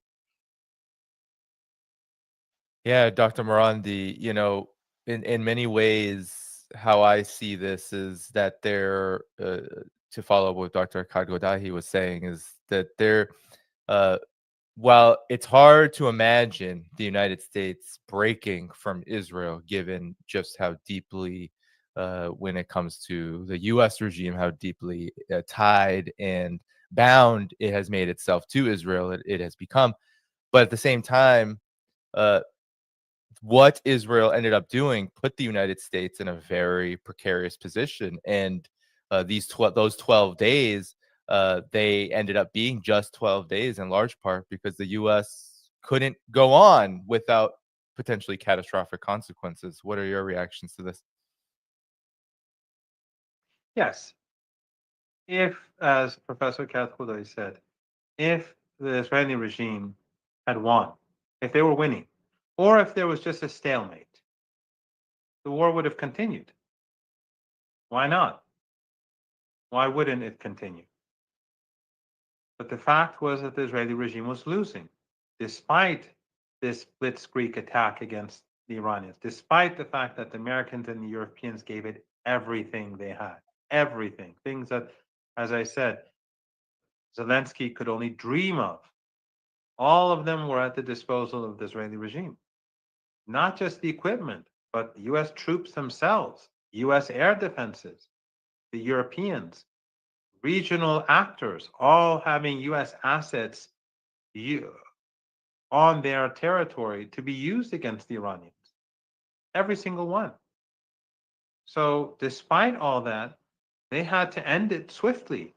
Remember in the beginning hours how Trump was gloating and how he was ridiculing Iran because he thought that the regime was winning. Because he has no understanding, nor does his people, nor do American elites, nor do these so-called Iran experts in US think tanks. None of them have any idea about the reality in Iran. They all misread Iran because they've been busy producing propaganda for decades. These so-called think tankers produce all sorts of material about Iran, all nonsense. Whether it's the Atlantic, the New York Times, or the think tanks themselves, they all produce nonsense and propaganda like the propaganda of the Soviet Union, only a bit more shiny and a bit more well written and a bit more sophisticated than the crude propaganda of old. So they fund their so-called Iran experts to say what needs to be said. And then those Iran experts invite politicians and give them huge honorariums to come and say what needs to be said so that they can get more funding to pay to themselves and the politicians. And everyone is benefiting off of this circle and these relationships, except for the American people who are paying for it. That when the time comes and policies are implemented, we see that the exact opposite of what all of them were predicting turns out to be the case. And yet, since there's no accountability in the United States whatsoever, no one goes back 10 years to see what these people said about Iran and what actually happened. No one goes back 3 years ago to see what they were saying about Iran and what actually happened. No one looks and sees what they were saying 15 years ago and their predictions about the future of Iran, whether they were right or wrong. No one does that. They continue to speak nonsense. They continue to get it wrong. The United States continues to misread the situation. They implement, and the Europeans and this Zionist regime, and they continue to implement policies that hurt themselves more than anyone else. Because when you implement a policy based on ignorance, you're going to get hurt. And the Israeli regime has turned out to be a huge liability for the West. It is no asset whatsoever. The West's image has been demolished, completely demolished, because of Gaza, because of the genocidal attacks in Lebanon, because of the war they waged against Yemen, and because of the unprovoked war against Iran, and because of the ethnic cleansing in the West Bank, and because the Israeli regime is now universally acknowledged as an apartheid ethno-supremacist regime. People across the world have woken up. People in the West have woken up. You see major actors in the United States like Tucker Carlson, Candace Owens, even Bannon in his own way. Even Bannon in his own way. Not that he's someone who I admire in any way or form, but even Bannon in his own way. Right. Look at how they're, and of course, across the board, you see how people are changing, and even attitudes towards Iran. Because in the left, in the West, not in the global South, in the global South, the left has always had a good relationship with Iran, an excellent relationship with Iran in many cases. But in the West, the left has always been irrationally hostile towards Iran. And there are many reasons for that, and I don't want to go into it. Maybe one day we can discuss that in detail. But we see the left is changing their attitudes, thanks to a lot of very decent people, but also among the right, attitudes are changing towards Iran. And the left and the right, their attitudes are changing towards the Israeli regime and towards Western regimes as well. And that divide that has been created in the West in order to keep people separate, in order to keep them all in small pockets and separate from each other so that the regime could rule more easily, that divide is falling apart. And people across the board, left, right, center, wherever they are on the political map, they're recognizing what's happening. They're recognizing how Western media, whether it's state media like the BBC, or whether it's so-called private media like CNN, whether it's the left, the so-called left like MSNBC, or in reality, the liberals, or it's the right like Fox News, and the same is true across Europe, in Australia, New Zealand, Canada. They're all the same. They all belong to the same political regime. They do not reflect the views of the people. They hide genocide. They hide a Holocaust. If you say death to the IDF at a concert, to the IDF, not to even Zionists, just the IDF as a institute of slaughter, like the German army in the Second World War. If you say that, the police will come after you. You will be censored. There will be an inquiry. All the political regime and the political parties affiliated to the regime will universally condemn you. They'll make you feel threatened. All of this is causing people to wake up even further. It's having the opposite effect of what they intended. The more they expose themselves, the more people will recognize that this whole notion of the civilized world and the free world was all a facade. And not just in the West, but across the world. People across the world are witnessing what's happening in the UK. They're witnessing what's happening in the United States. They're witnessing what's happening in Gaza and Iran. They're witnessing how Western regimes and the International Atomic Energy Agency are effectively endorsing airstrikes on civilian nuclear sites, which could kill, hypothetically, through contamination, people across the region and in cities nearby. That is how sinister they are. People see that across the world. So things have changed and they're not going to go back. So in all of this, not all of this, a lot of this is because of the Israeli regime. Empire is sinister. There's no doubt about it. The role that they play in Africa and Latin America and across Asia, Southeast Asia, wherever you look, the role has never been benign. It has always been sinister. But what they've done in Gaza and the Holocaust in Gaza that's being carried out in front of our eyes for almost 2 years now, day and night. And then simultaneously, we see how the Western media looks away or tries to justify it. And Western states clamp down on people who protest and makes them pay a price. All of that means that the Zionist project is a liability.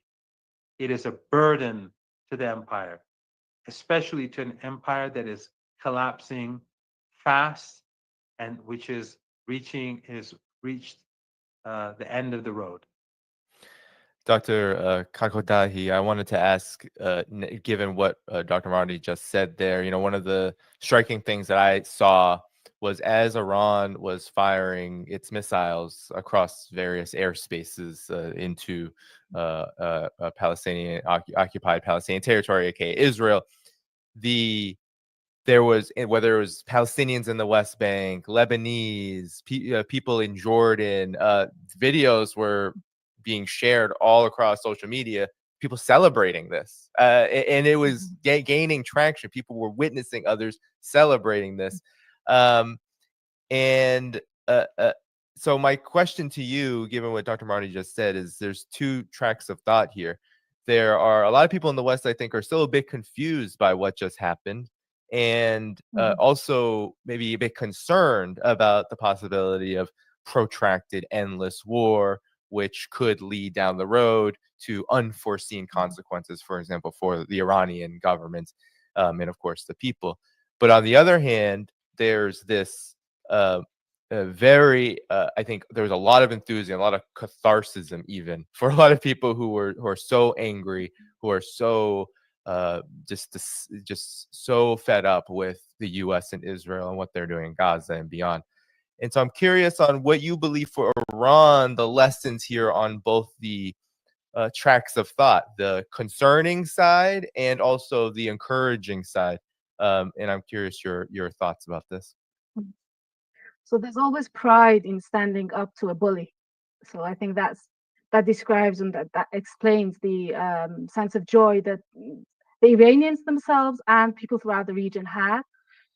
And I was seeing on social media, some Iranians were saying that if only the only effect of the missiles were the happiness and joy that we hear in the voice of people from Gaza, that suffices for us. That's enough. Just the sense of joy that the children who have been bombarded for around 2 years have when they see these missiles coming, that's enough for us to be happy and proud about what our country is doing.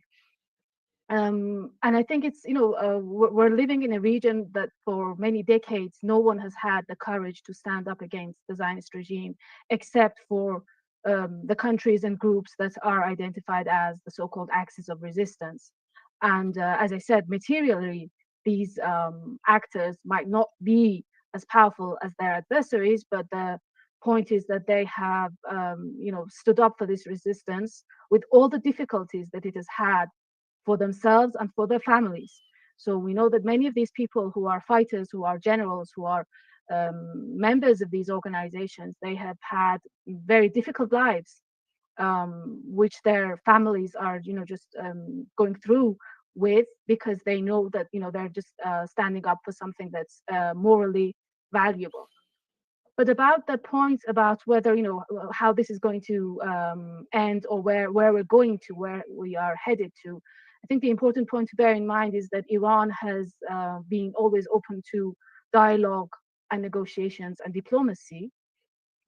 And we've been going through this constant process of negotiating and, signing agreements and cooperating with the international organizations like the IAEA. So I think basically Iran has been doing everything it can to prevent war. And even sometimes in Iran, some people are complaining about this, that we're going too far in trying not to get involved in war. So in the past, around 2 years, ever since, the Al-Aqsa Storm operation began, there was always this speculation about whether Iran is going to actually enter a kind of a conventional war with Israel. Even during the operations True Promise 1 and 2, they were very, very carefully planned and carried out in a way that Iran was signaling that we do not want to begin an all-out war. Because the reason is because not because we're afraid, not because we can't do that, but because we are concerned about the lives of the innocent people, and because we are giving diplomacy a chance. But I think the lesson that I think everyone should learn from this process that has happened, and even the Iranians themselves, that everyone has seen, and it's very clear that this process of diplomacy and dialogue has not got us anywhere. And the reason is that the West is not a partner for peace. The same thing happened with the Palestinian people. I mean, you know, the 7th of October, the Al-Aqsa Storm operation didn't just come out of some kind of vacuum. The Palestinians have tested and tried every possible way and method that is not violent. So a couple of years before, we had this March of Return, people from Gaza marching towards the border. It was completely peaceful, and it was met with blatant Zionist violence. So there are people who are under siege, who have been living in this dreadful situation for many years. They're denied everything, basic rights, and they're denied their... This is my toddler. He wants to... Very cute. Yeah. So you can't be controlled anymore. That's okay. So I think that's very important, that we the same thing, the same experience that the Palestinians have gone through has happened with Iran in a different way, especially regarding our nuclear program. So I think and what, you know, what's coming out of the IAEA in its head, you know, yeah, well, Iranians might have been after a nuclear weapon. They might have, they might not. I cannot confirm that they were going to. I mean, do these people understand the implications of their words? Me, as an Iranian, I was reading again today some remarks by him, the head of the IAEA, again saying that, well, I cannot confirm that they were after. I was just thinking about, does he really know how many small kids have been killed and murdered because of this lack of, you know, standing up to say what the reality is here? No objective report, no apolitical assessment has ever stated that Iran has moved towards militarizing its nuclear program. So the reality here is that you cannot trust diplomacy, unfortunately. All that we want to, we hope for dialogue and democracy and negotiations to work. We have all learned the difficult way in this region that these things that the Westerners are talking about, values and human rights and this stuff, it's nothing when it comes to our region, when it comes to our people. And even it's not even they're not even real values in the West itself. I mean, you see sometimes that when people start to question some of the basic tenets of this ruling system, they are met with a totally different kind of reaction that is not at all civilized. Yeah. So I think that's yeah. Oh, well, maybe they're met with more kind of how we are taught Iran responds to unrest or dissidents and protests. They're met with a pretty heavy-handed, dare I say, authoritarian response. Definitely. Professor Marani, any response to what Dr. Kakodadi said before we move on to the last topic? Yeah, I just want to point out that in the West, those who protested against the Israeli regime and against the Holocaust, not against human rights violations, against this genocide that's ongoing as we speak, being carried out in front of the world. How many police officers in the United States have been murdered? How many police officers in the UK or across Europe have been killed? None. Not a single person. Yet these young people who are protesting, Jew, Christian, Muslim, Hindu, others, they're demonized in the West. They're punished. Their universities punish them. They lose their jobs. They go to jail. Some of them in the United States are threatened with being expelled from the country, or they've been expelled from the country. Whereas in Iran, the riots that the West supported just 3 years ago, 70 police officers were murdered during those riots, yet they were glorified by the West. Persian language media in the West, funded by Western intelligence agencies, were encouraging violence, encouraging the killing of police officers. I tweeted some of the clips where they were on TV telling Iranians that it is the moral thing to do to kill police officers. If anyone in Iran said that in the Persian media or it would be, well, all of them are already sanctioned, but if they weren't sanctioned, they'd sanction them in the West. So this is the hypocrisy of the West. This is the reality of the situation on the ground. Yet they've tried to make it appear the exact opposite. I think the most important thing that I can say right now is that across our region, there is an awakening. Across the world, there is an awakening, and it's irreversible. And the more the Americans push, the more the Europeans push, the more people are going to grow, are going to wake up. In the past, the West was able to use its tools and get away with it. It doesn't work like that anymore. I remember when they used the OPCW, which is for the body affiliated to the UN for chemical weapons. They framed Syria so that they could bomb Syria. Their own Al-Qaeda groups that were being assisted through Turkey and through Jordan and NATO countries and oil and gas-rich regimes in the Persian Gulf were funding them. They carried out the chemical attacks, these false flag operations. And when the OPCW sent in their analysts into Syria to look, they saw that the evidence did not show that it was the Syrian government. But they sidelined these experts, they made a political statement, they used the body to justify an attack.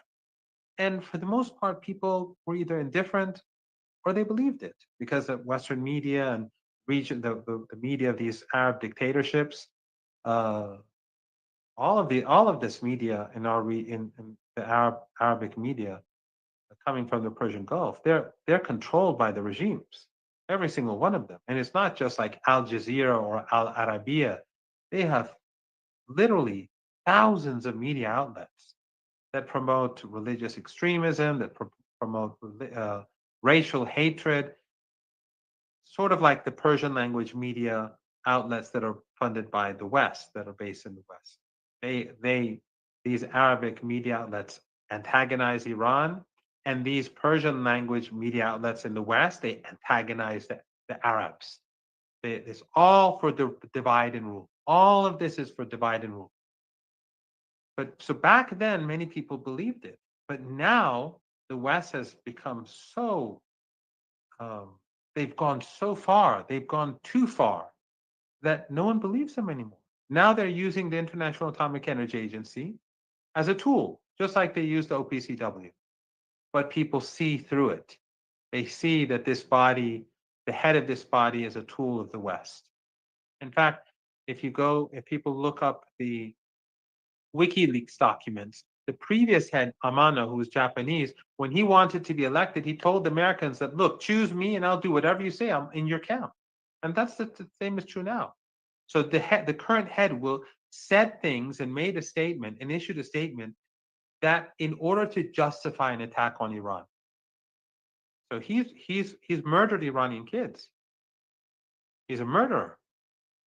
And the board, which is dominated by the West, these international bodies they do not reflect the will of the international community. They're all controlled by the West. The board in the IAEA, half of the board is minus one. Let me see, minus a half is their Western countries. And then if you add Japan and Korea, which are obedient to the United States, they have the absolute majority. They can condemn Iran whenever they want. Iran doesn't even have to have a nuclear program and they can condemn it. People see through that now. The world has changed. But even taking it a bit further, and that is that the West is destroying its own hegemony today by destroying the very tools that it created after the Second World War to enforce that hegemony. So now people across the world, not just ordinary people, governments are shifting away from the West. They're looking for alternatives. Not just BRICS, not just the Shanghai Cooperation Organization, but all sorts of regional organizations. They are being strengthened, or ties between countries in the global south to decrease dependency on the West. People are boycotting. You see people across the world boycotting Western goods. You see how major Western corporations are suffering because brand America or brand Europe has been severely damaged. So the world has changed, and there's nothing that the United States can do about it. The more they try to strangle, the more they're exposed, and the greater the resistance. And I think that people see today the axis of resistance as the force of good, and the West as the force of evil. People are seeing that across the world. People, not just in our region, beyond our region, they see through the sectarianism of Erdogan and Qatar and the Emirates. They see through the narratives of the axis of evil produced by Britain, France, Germany, Italy, the United States, Canada, Australia, and elsewhere. They see through it, and they see who's genocidal and who's evil and who is trying to slaughter people. And for weeks now, we see Palestinians just seeking food being gunned down by the Israelis. We see even Haaretz admitting that this is a policy that the regime is pursuing. But no one in the West is going to condemn it.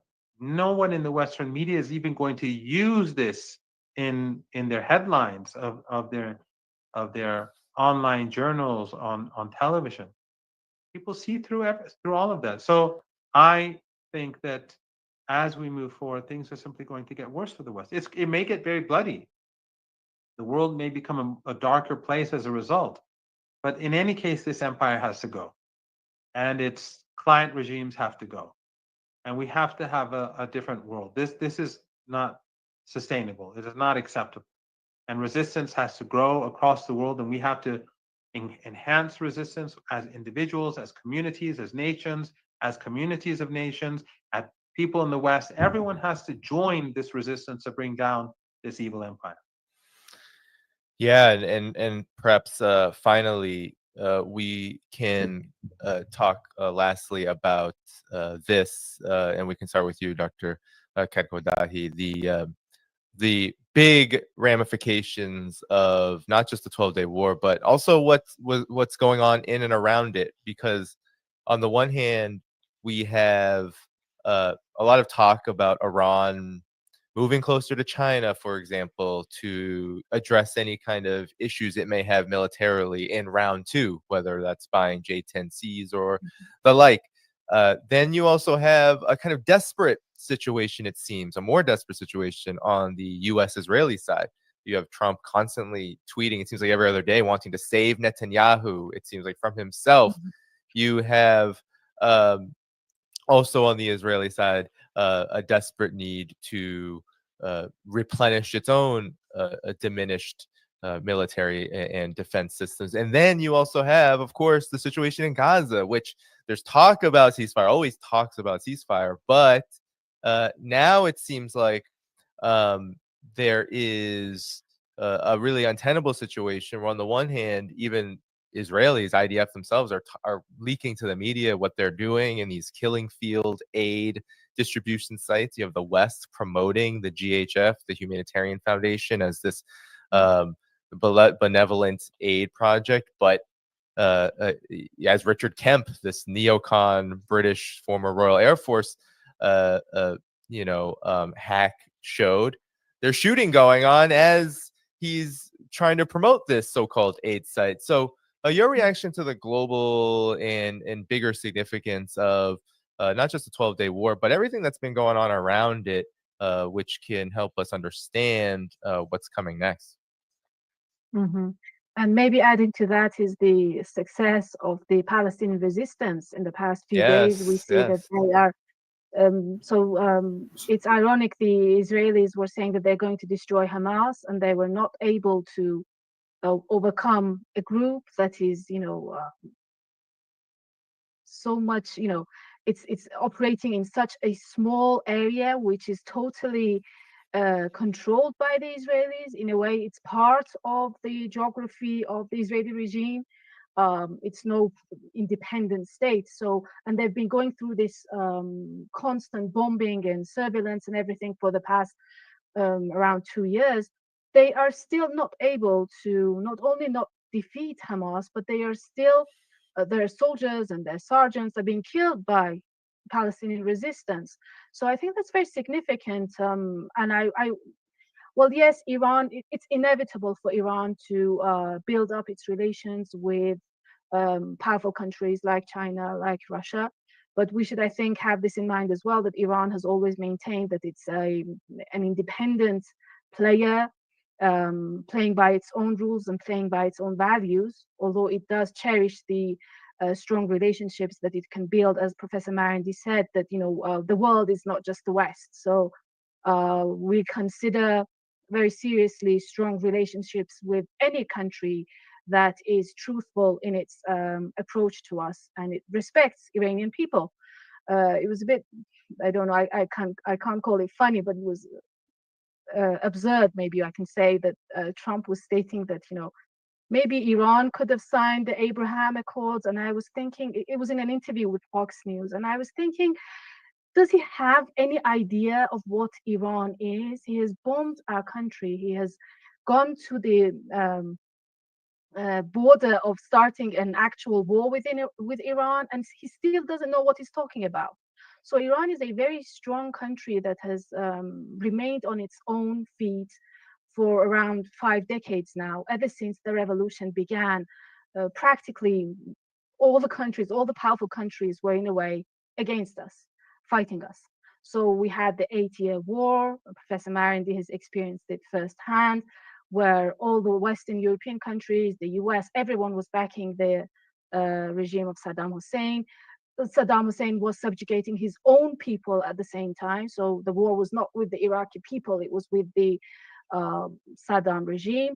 And then Iran has gone through decades of sanctions, which are, the sanctions are a very serious issue. The Americans themselves call it crippling sanctions. But still, Iran has managed to remain powerful and inflict such a damage on the Israeli regime, which is totally backed by the Americans. So I think that's very important to have in mind, that whether or not Iran receives any support or any cooperation from any country, it is still able to maintain its independence and stand up to the values that it promotes, of course, with the aid and with the help of all freedom-loving people throughout the world. So I think there's no kind of a border when it comes to the people. We have very brave Jewish people who are standing up and saying, not in my name. They are opposing Zionism. They are opposing what Israel is doing in their name. There are Holocaust survivors who are standing up against this genocide that's taking place in Gaza. There are Israeli and Jewish genocide experts, academic people who have devoted all of their lifetime in studying the Holocaust, who are standing up and saying that this is something comparable to the Holocaust, at least. People who you would never have expected to make these types of remarks. You have people like Aaron Bushnell in the United States, who, when he sees that there's nothing that he can do, he takes his own life just to absorb attention to the dire situation in Gaza. So I think I would prefer to talk about this kind of unity, maybe in a way, or the way that Gaza and Palestine are uniting freedom-loving people throughout the world, no matter from whatever background they're coming from. So I think we are all, in a way, indebted to Gaza, because in the past months there have been people talking about, I mean, like, why did they start this thing? Why did the Palestinians, why did Hamas start this big problem that's taking so many lives in the region and other places? But I think, I really believe in this, that Gaza and Palestine are doing a service to the people throughout the world in terms of they are opening the eyes of everyone to what the West, what the United States really are, and they are helping us to realize that we cannot go on with what's being going on, what's being internalized for all of us as something normal, internalized as common sense.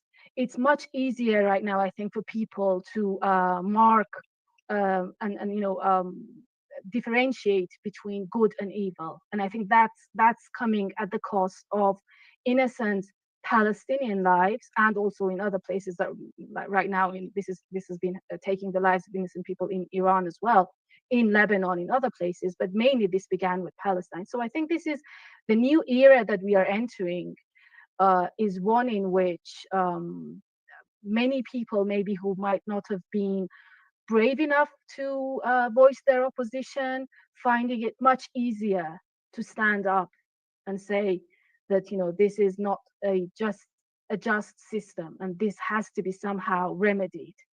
And I think we're living in a very kind of a turning point, maybe in human history. I think we have to come up with ways to channel that energy, and in a way to channel that unity that's taking shape and taking form between people throughout the world. Dr. Marandi, an audience member said something to the effect of, how can the West be for LGBTQ, women's rights, human rights, when the situation in Gaza and Iran took so many women's and children's lives? The double talk is astounding. When is Piers Morgan going to condemn June 13th?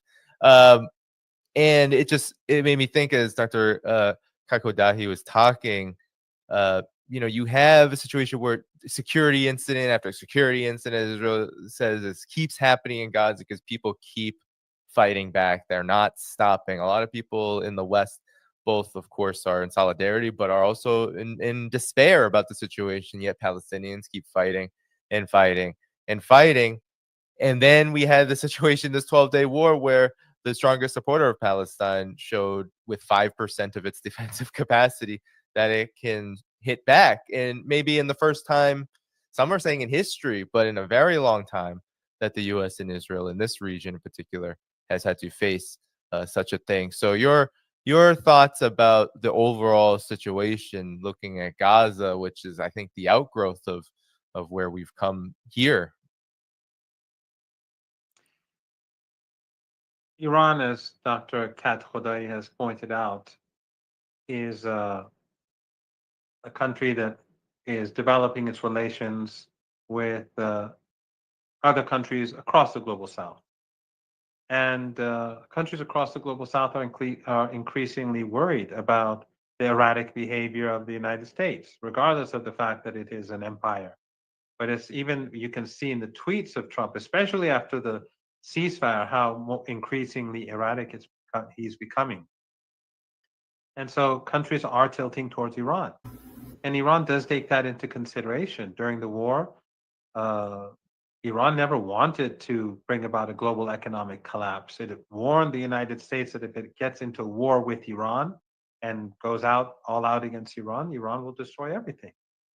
And but that's not what Iran wants. Iran does not want the global south to suffer as a result of some regional war. Iran wants to keep the focus on apartheid, ethno-supremacism, and to show how the West, the Western media, Western elites are utterly corrupt, and how it is not the free world. It is an imprisoned part of the world. It is not the civilized world. It is the most uncivilized part of the world that we live in, because of the sheer amount of destruction it has caused. So Iran wants to create awareness. Iran wants to defend itself, but it does not want to bring down the globe. And so for Iran, striking back is carried out with these calculations to enhance global support for the resistance, for the axis of resistance. And I think that's been achieved. I think people across the world are tilting towards Iran. We see in the West people who are so deeply propagandized, people starting to support Iran. And even in these countries in the region where we have all this anti-Iranian propaganda that has been going on for decades, people are seeing through the propaganda. People are seeing through the hostility, that this wall of hostility that has been created by these oil and gas rich despots in our region. So there has been success. And I think that this is a sign of things to come. Again, I'm not saying it's going to be easy, and the road ahead is going to be difficult. Some people speak with emotion and say you should have done this or you should have done that. But the fact is that the Iranians and the axis of resistance, they are defeating the Israeli regime through death by 1,000 cuts. Hezbollah has weakened the regime. Ansarullah has weakened the regime. The resistance in Iraq has contributed to the weakening of the regime. Hamas and Islamic Jihad have weakened the regime. In the West, they like to say how the regime, the Zionist regime, has weakened Hezbollah. Hezbollah has weakened them too. But what has happened is that the regime is becoming increasingly vulnerable. And during this 12-day war, which they initiated, they've been seen as the aggressor, but they've been weakened even further. And what is important is not to overrun Palestine. What is important is for the regime to collapse, for the world to see it for what it is, a colony, a racist colony that is carrying out a genocide and ethnic cleansing. And that, I think in that respect, the world has seen the truth. That is why you see people in the UK chanting death to this murderous army of child killers and rapists.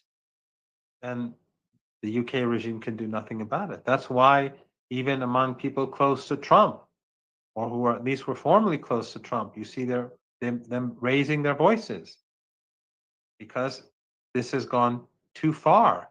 People have seen the truth and reality. So the future, I think, is just going to be worse for the regime. It's going to lash out like a drowning person who lashes out. They will lash out, and this is probably the most dangerous stage of the crisis in West Asia and North Africa, because the Americans, the regime in Washington, European regimes are adamant that they want to preserve their apartheid regime. And the irony, of course, is that if the apartheid regime collapsed, like the Iranians have always said it should, like in South Africa, because that's what Iran has been saying all along, that the future of Palestine should be like South Africa. I'm not talking about the problems of South Africa that continue to exist. That's another issue. But the fact that all people are seen as equal human beings in South Africa, that is what Iran wants in Palestine. That's what the axis of resistance wants in Palestine. That's what many young Jews across the world also want in Palestine. And now this narrative is being recognized across the world.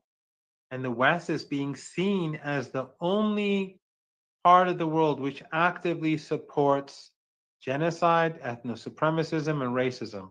And ironically, as one of the viewers was saying, they support 1,001 genders. They support men boxing with women in women's sports, or being involved with women's sports. But when it comes to slaughtering Palestinian children, they're fine. They're fine with it. When it comes to maiming Palestinian children, it's fine. When it's bombing nuclear targets, civilian targets, all of these facilities were monitored by the International Atomic Energy Agency. They've never said that there's been deviation from a peaceful nuclear program in any of these buildings. Yet they bombed it, creating a threat for contamination for women and children across the country. Yet the West supported it. They've exposed themselves. They can pretend in the BBC that the world is a different place than what it really is. They can pretend in CNN, but people don't believe it anymore. People know what's going on. And so we just have to keep pushing. And Iran is resilient. The axis of resistance is resilient. People sometimes wonder, why is the axis of resistance so resilient? I've said this on a number of occasions. It is a part of Iranian culture. Iranian Iran is a country of an ancient civilization, and both pre and post Islam, but the Iranian national culture and religious culture makes it resilient. We are in the 10 days of Muharram, the first 10 days of the month of Muharram, and over the next few days, it's the height of the ceremonies commemorating the martyrdom of the grandson of the Prophet in Karbala, and the role that his sister played in standing up to the despot of their time and supporting the oppressed and the marginalized. And he was martyred because he said no to humiliation. And this is deeply embedded in our culture. That is why the resistance in Lebanon sacrifices for Gaza. Hezbollah did not sacrifice for Lebanon. He sacrificed for the children of Gaza. Ansarullah sacrificed for the children of Gaza, not for themselves. And the same is true in Iran. And by the way, on one final point, is that when the Israeli regime attacks again, which I think it's almost certain that it will, you will see that the nuclear issue was just a facade. Next time around, it will be because of missiles. It will be because of terrorism. All of these excuses that the West has been using for decades to demonize Iran.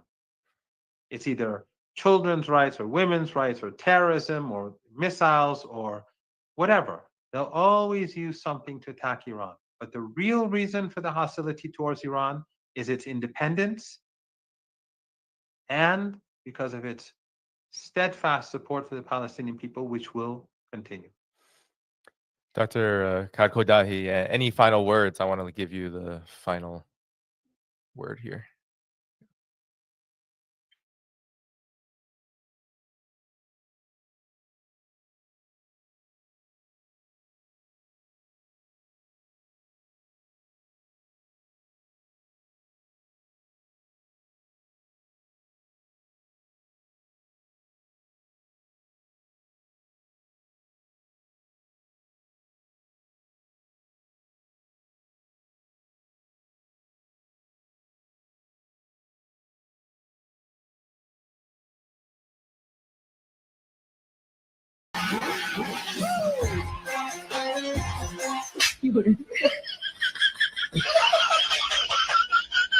Hello. All right, folks, gather around, because if you thought the geopolitical chessboard was complicated before, you haven't seen anything yet. We're talking about a move so bold, so utterly audacious, it might just make every single defense analyst in Washington spill their lukewarm coffee. Iran, China, fighter jets. Yes, you heard that right. And if this deal goes through, the skies over the Middle East are about to get a whole lot more interesting. Iran is getting the J-10C. This news is now appearing everywhere. June the 27th, 25, as predicted by me. Well done. Proud of myself. The Iranians are definitely getting a new air force from China, part of some sort of an oil deal. I told you they had J-10Cs in the air. Where do they come from? Nobody knows. Nobody knows. But that's why straight away they've gone to China. They're buying some J-10Cs. It was always part of the deal, right? We're not sure yet, but apparently there's going to be some JF-17s involved. So this is now breaking. This has been, I think, published 4 hours ago. It's appearing everywhere now on the mainstream news. Let's see how quickly Iran can get in these planes. If they get them in, the Pakistani pilots are going to be all crucial over here. They can fly them on day one. As mentioned, somebody shot some planes. Some funny business was going on. Nobody knows anything. They were in the air over Iran. Not huge numbers, but they were. Those Israeli planes never came anywhere near Pakistan. There's a reason behind that. For decades, Iran's Air Force has been, shall we say, a bit of a museum piece. We're talking F-4 Phantoms from the Vietnam era, F-14 Tomcats that have seen more birthdays than most of us, and MiG-29s that are practically antiques. While the US and Israel have been busy upgrading to stealth fighters and advanced weaponry, Iran's aerial arsenal has been stuck in a time warp.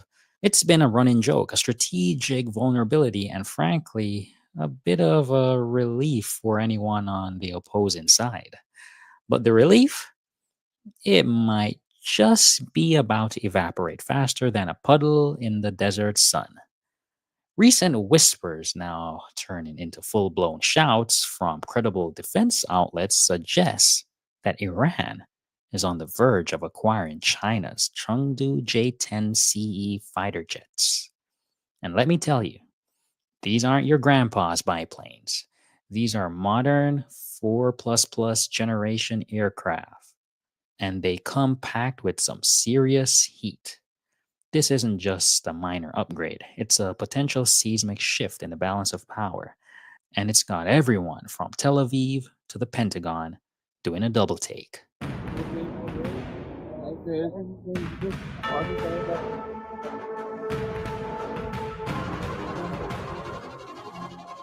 So let's get to the juicy part. What does this mean for Israel and the US? For years, the strategic calculus in the Middle East has relied on the overwhelming air superiority of Western-backed forces. Israeli F-35s and US air assets have operated with a comfortable technological edge, allowing them to conduct operations with relative impunity. But if Iran gets its hands on a significant number of J-10s, that comfort zone is about to shrink dramatically. First, the balance of power shifts. Iran's air force goes from being a punchline to a legitimate threat. Even a small number of these advanced fighters could complicate Israeli air operations. Suddenly, those F-35s might find themselves in air-to-air engagements, diverting them from their primary ground attack roles. It's like bringing a knife to a gunfight, and then suddenly your opponent pulls out a bigger, shinier gun. Second, the long-range threat. The PL-15 missile isn't just for shooting down other fighters. Its extended range means it could pose a serious threat to critical support aircraft, like tankers, that are all essential for long-range strike missions. Imagine US or Israeli jets needing to refuel mid-air only to find themselves within range of a PL-15. That's a game changer for mission planning and risk assessment. Third, deterrence. A modernized Iranian air force, even if not on par with the US or Israel, would certainly act as a stronger deterrent. It raises the stakes for any potential conflict, forcing adversaries to reconsider their options and potentially leading to a more cautious approach. It's the difference between kicking down an open door and having to pick a very sophisticated lock.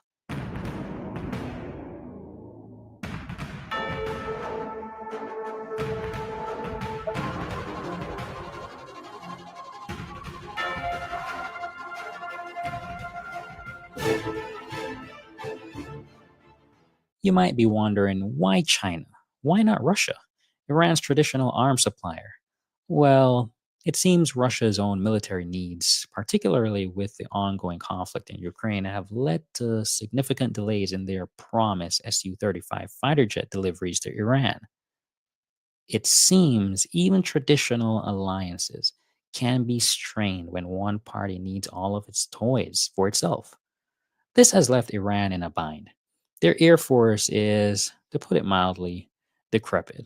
They've been trying to modernize for years, especially since the UN arms embargo expired in 2020, but nothing substantial has materialized. They need modern jets, and they need them now. Enter China, ready and willing to fill the void. This isn't just about selling planes, it's about China expanding its influence in a strategically vital region, and Iran finding a new reliable partner in its quest for military self-reliance. So it turns out Israel's war on Iran has backfired on Israel in a big way. Not only have the cities been decimated, Tel Aviv took a lot of hits, and so did Haifa. We saw the video I just dropped about the mayor of Haifa. One piece. Oh God, Trump's got to do something. Please stop this. Yeah, because they picked a fight with Iran, a fight they couldn't win. And here's Mersheimer here to tell you all about Israel's war on Iran backfired. Let's watch. All the evidence, Glenn, is that the bombing campaign by Israel against Iran, which started, of course, on June 13th, has had exactly the opposite effect in terms of the leadership of Iran.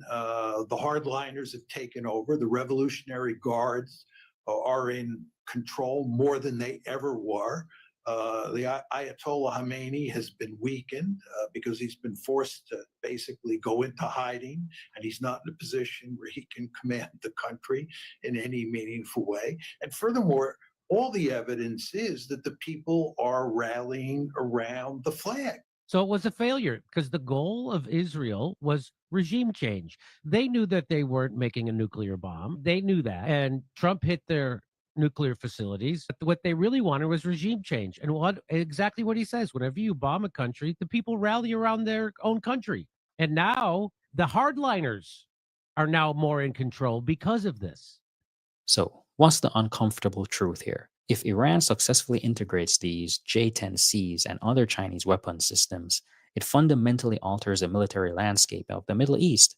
For years, the narrative has been one of overwhelming technological superiority for Israel and the US.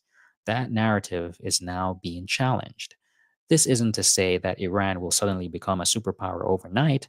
The US and Israel still possess vastly superior air forces, training, and overall military capabilities, but the gap, which once a chasm, is narrowing.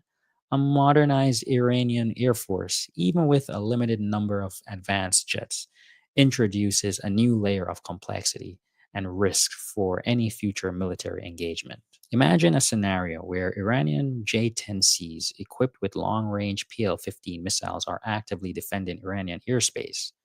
The cost of air operations for the US and Israel would undoubtedly increase, both in terms of resources and potential casualties. This could force a re-evaluation of military strategies, potentially leading to more cautious approaches, or even a reluctance to engage in certain scenarios.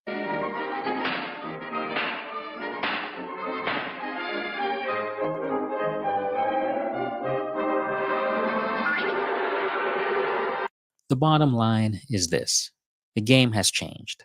The potential acquisition of Chinese J-10C fighter jets and other advanced weapon systems by Iran is not just a footnote in military procurement.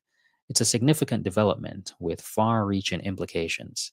It signals a new era of military modernization for Iran, a deepening strategic partnership with China, and a challenge to the established power dynamics in the Middle East. For Israel and the US, this means adapting to a more capable and confident adversary. The days of unchallenged air superiority might be drawing to a close, and for those of us watching from the sidelines, it means the geopolitical chessboard just got a whole lot more interesting and a whole lot more dangerous. What do you think? Is this a game changer or just a blip on the radar? Let us know in the comments below. And don't forget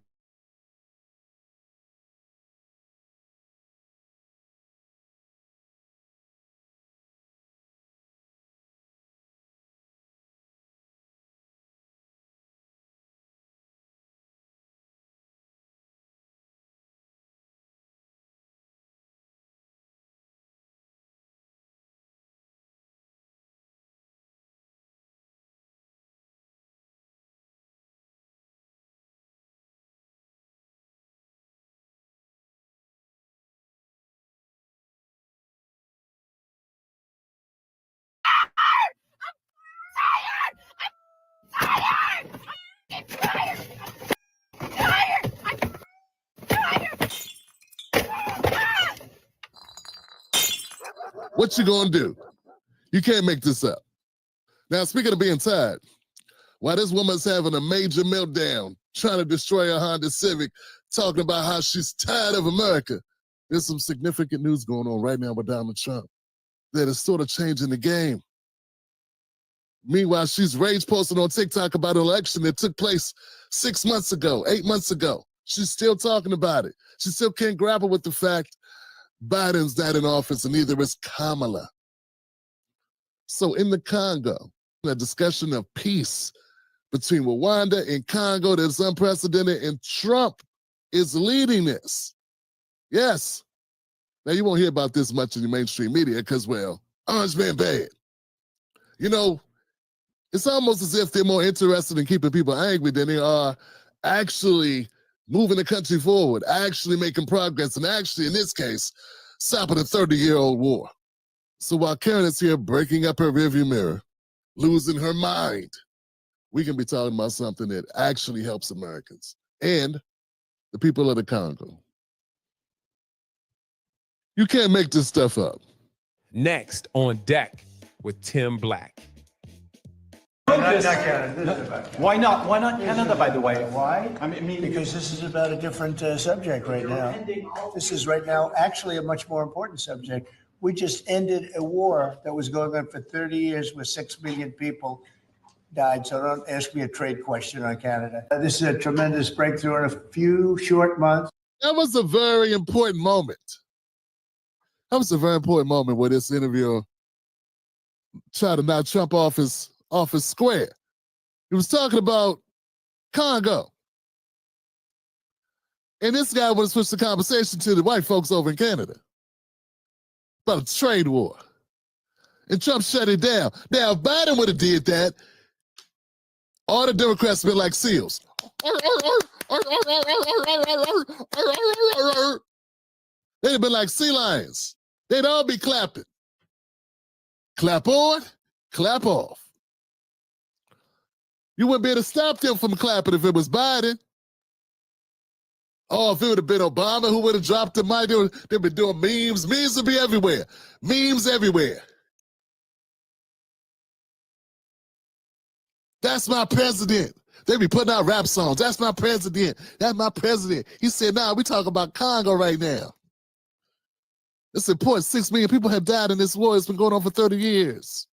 We got a peace treaty. That's my president. But since it's Trump, I'm a sellout for even talking about it, and you are a sellout if you thought that was good for him to say. Yeah, you're a sellout, or you're stupid, or you're food, or you're drinking the tea, or the Kool-Aid. Something wrong with you. But when they clap for goofy shit, like Hip Hop Day in New York,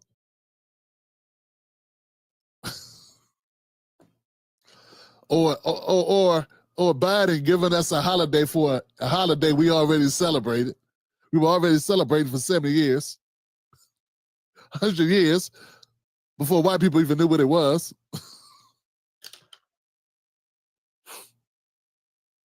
Supposed to clap for that, though. We live in some strange times, don't we, fam?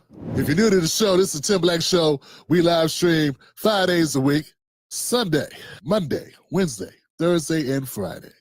Be here at 10:30 p.m. Eastern Standard Time on those days for a live stream right here on your YouTube channel. Join us. Don't be a square. Be aware. It ain't about symbolism. It's about solutions. Only here on the Tim Black Show. So as Caroline has mentioned, President, first of all, I want to let you know that I'm the only African reporter accredited here at the White House and cover for the entire continent. So I just arrived from Congo, Democratic Republic of the Congo, yesterday. I went to see firsthand how the people is feeling and the president's message, President Felix Tshisekedi, about this upcoming peace deal. And let me tell you firsthand what I've witnessed myself. I spoke with the people on the street. I spoke with youth. They know your name. They know that our president named President Trump is working hard to finally bring peace to the country. I saw hope. They have hope now for a better day in Congo. They see what you're doing as a future, better future for Congo. And I had opportunity to sit down with President Felix Tshisekedi for an interview because I want to understand his mind, what he's thinking, his feeling about everything that your administration is doing. And he told me firsthand that for many years, many American presidents overlooked this conflict. They didn't do nothing. Even myself, I cover President Biden's administration. I pressed many times about this conflict. People are dying in Congo. This country has so much potential, but they need help because this war is destroying the country. Right. They never gave me any answer.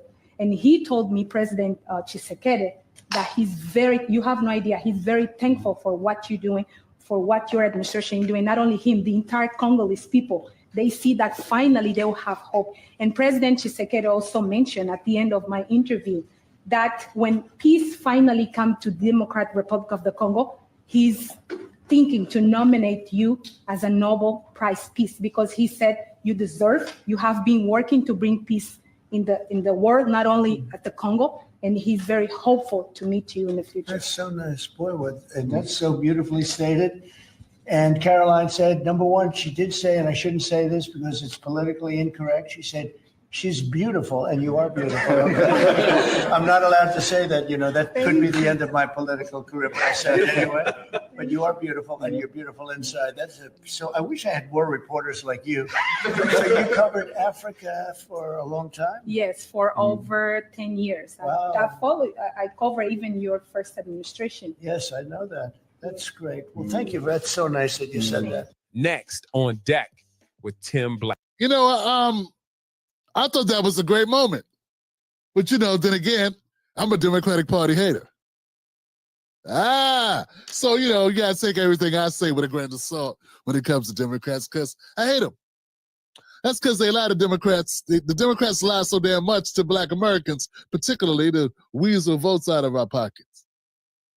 Give us false hope and distract us with shiny things like kente cloths and George Floyd days and shit like that. But this thing here with the Congo, man, I'm excited about it because I know for a fact that every time, like when I'm tweeting about something, and look, I'm not an international political guy. I'm just not. I got a hard enough time trying to keep up with domestic stuff, right? I'm going to keep it real with you. Luckily, I'm having people that are volunteering to help me do some research on some of our domestic issues, because it's difficult trying to do a good job on just that. But I know every time we talk about anything, like when we were talking about Palestinians, I had people that would contact me like, Tim, we got to push more on Congo. When I have conversations with my brother Jamal Baraka, and he's talking internationally about the diaspora, he's talking about Africans across the globe and what they're going through. He breaks it down for me. You know what I'm saying? And that's one of the ways I stay connected to it. But I got to say, man, I don't remember Biden saying a mumbling word about the Congo. And even if this people are saying, Tim, he's saying stuff, so what? Hey, that's more than what we were getting, right? And I didn't say name a monument after him. I said this is good. But see, I'm a Democratic Party hater. You're a Trump derangement syndrome recipient, sufferer. So you're gonna how you feel. Someone said, Tim Black, well, they weren't really talking to me, they were just talking. And they were saying, well, Trump wants to get the minerals out of Congo. You know what? I don't think the Congolese care. Yeah, as long as they get peace, and as long as we somehow they benefit from it. Look, man, nothing's for free. This ain't, I do not believe that any powerful country does things just to do them because they nice. Okay, so that should be a given. What are we, 2? What are we, 2 years old? Yeah, you probably still thought we were letting all these immigrants in the country, all these people across the border because we wanted to help them, right? Goofy. Like, we know his ulterior motives. If you don't start there, you'll never make sense of anything if you think America does all that it's doing because it's nice. Nah, man, so that's beside the point, man. I don't get caught up on that. I don't care why someone does what they do. I care about what the outcome's going to be and how we can benefit, because people have all types of motives. You don't need to waste your time trying to figure out why somebody does that. Maybe you can figure that out with your spouse. Maybe you be concerned with that with your kids. You know what I'm saying? Why they might do something. But for people that you don't personally know, be more concerned with their actions and how those actions impact you. You don't have time to get into the psyche of why somebody does something. That's goofy. We got millions of people died in a war that's been going on for decades. Any attention to it, any help to try to end this in any way is welcomed. The fact you will focus on anything else and you will let any other type of conversation, knowing those parameters, guide your conversation on this, says everything I need to know about you. You are a hack and you are easily swayed by the Democratic Party. No, I don't believe it. Yeah. Yes. There's always ulterior motives. Always. Like in the movie Devil in the Blue Dress?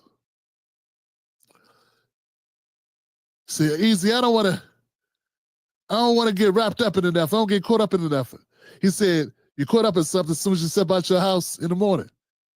In the morning when you step out your door, you're caught up in something. What you need to be concerned with, are you caught up at the bottom or caught up at the top? Well, I'm hoping for the Congo people of the Congo. I'm hoping the Congolese people, I'm hoping that they can, be caught up at the top. And this time, that it turns out better for them. That's it. Let's keep it moving, y'all. Let me know what y'all think about the content.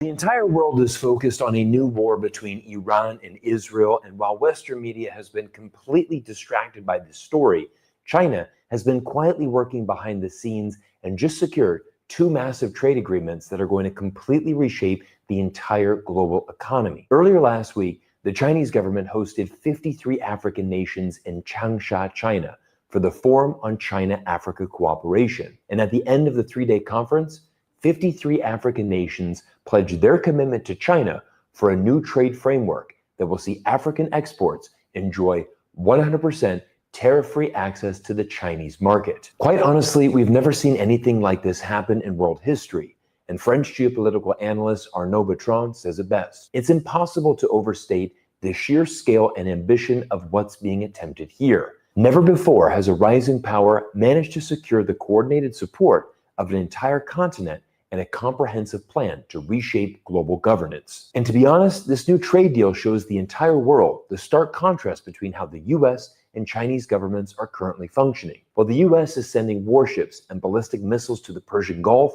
and is tied down with Israel's new war against Iran, Chinese President Xi Jinping also flew to the region, but not for conflict, but instead cooperation. President Xi attended the China Central Asia Summit in Kazakhstan and secured another breakthrough deal with 5 Central Asian nations, further securing China's position as the key power of influence in the region. What we're witnessing right now is a tale of 2 empires, headed in completely opposite directions. The United States is embracing isolation, building walls, raising tariffs, and promoting a protectionist mindset. Meanwhile, China is positioning itself as the leader of a new economic world order based on connectivity, mutual benefit, and global cooperation. Just listen to the exact words of the declaration between China and the 53 African nations. We agree that the rise and growth of the global South represents the trend of the times and the future of development.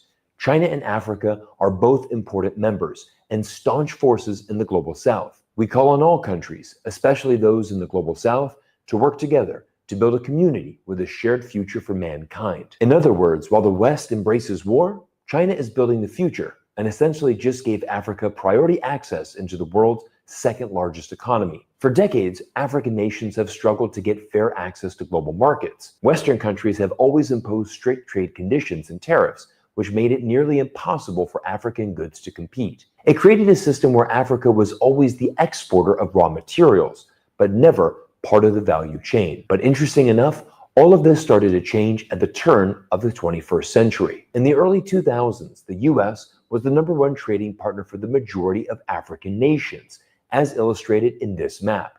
At the time, China-Africa trade was limited, amounting to only $14 billion a year. But fast forward to today, and China is now the largest trading partner for 53 nations in Africa, and now conducts over $290 billion a year of trade with Africa, an incredible 2,000% increase over the past 25 years. While the West continues to view Africa through a lens of charity or strategic extraction, China is saying, we want to partner with you for the future, and is backing that up with real tangible benefits and trade deals that are changing the lives of African people. Just look at this map showcasing the 33 shipping ports and 6 rail lines China has built in Africa since launching the famous Belt and Road Initiative some 12 years ago. If African nations are going to become part of the value chain and start exporting their products to China, it's going to need the ports, highways, and rail lines to logistically make this happen.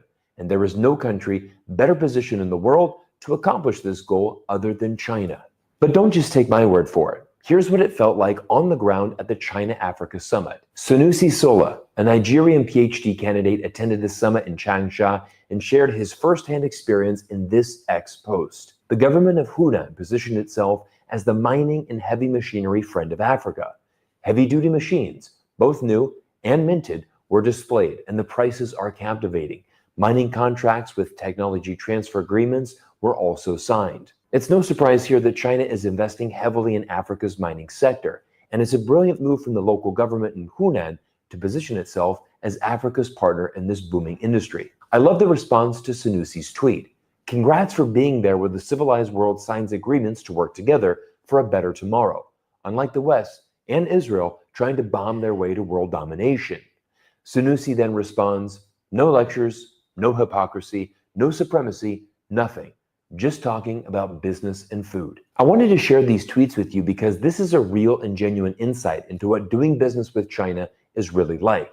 China really only has one global objective: partner with and seek out as many win-win relationships as possible. The Chinese are extremely pragmatic. They never get into ideological battles over political differences, but instead are straightforward in negotiations.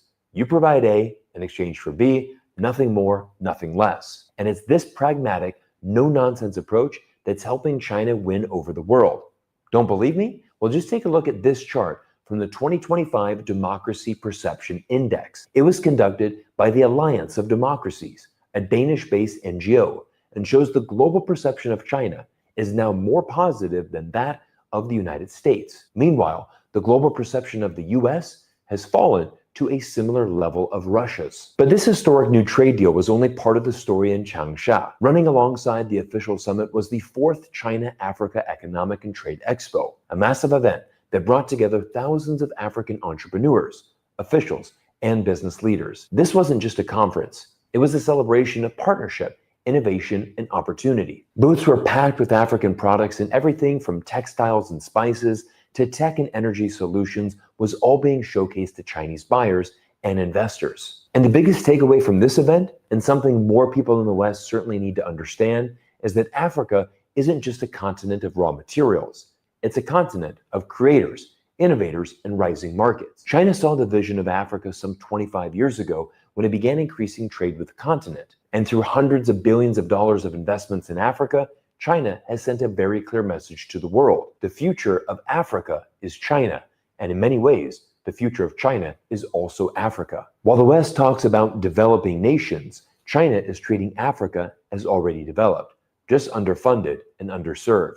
And by investing in infrastructure, logistics, mining, agriculture, and e-commerce, China is laying the foundation for a long-term transformation. I want to share with you one final quote that comes from Professor Lu Feng of Peking University, who shares, "The past 500 years of world history show that an industrial power has never lost when challenged by a financial power, even when the financial power is also a global hegemon." This is a powerful quote because it accurately describes the position the US and China both find themselves in. China, without a doubt, is the industrial powerhouse, serving as the world's factory and top trading partner to not only all of Africa, but over 120 countries around the globe. The United States and the US dollar, of course, remain the world's most prominent financial power.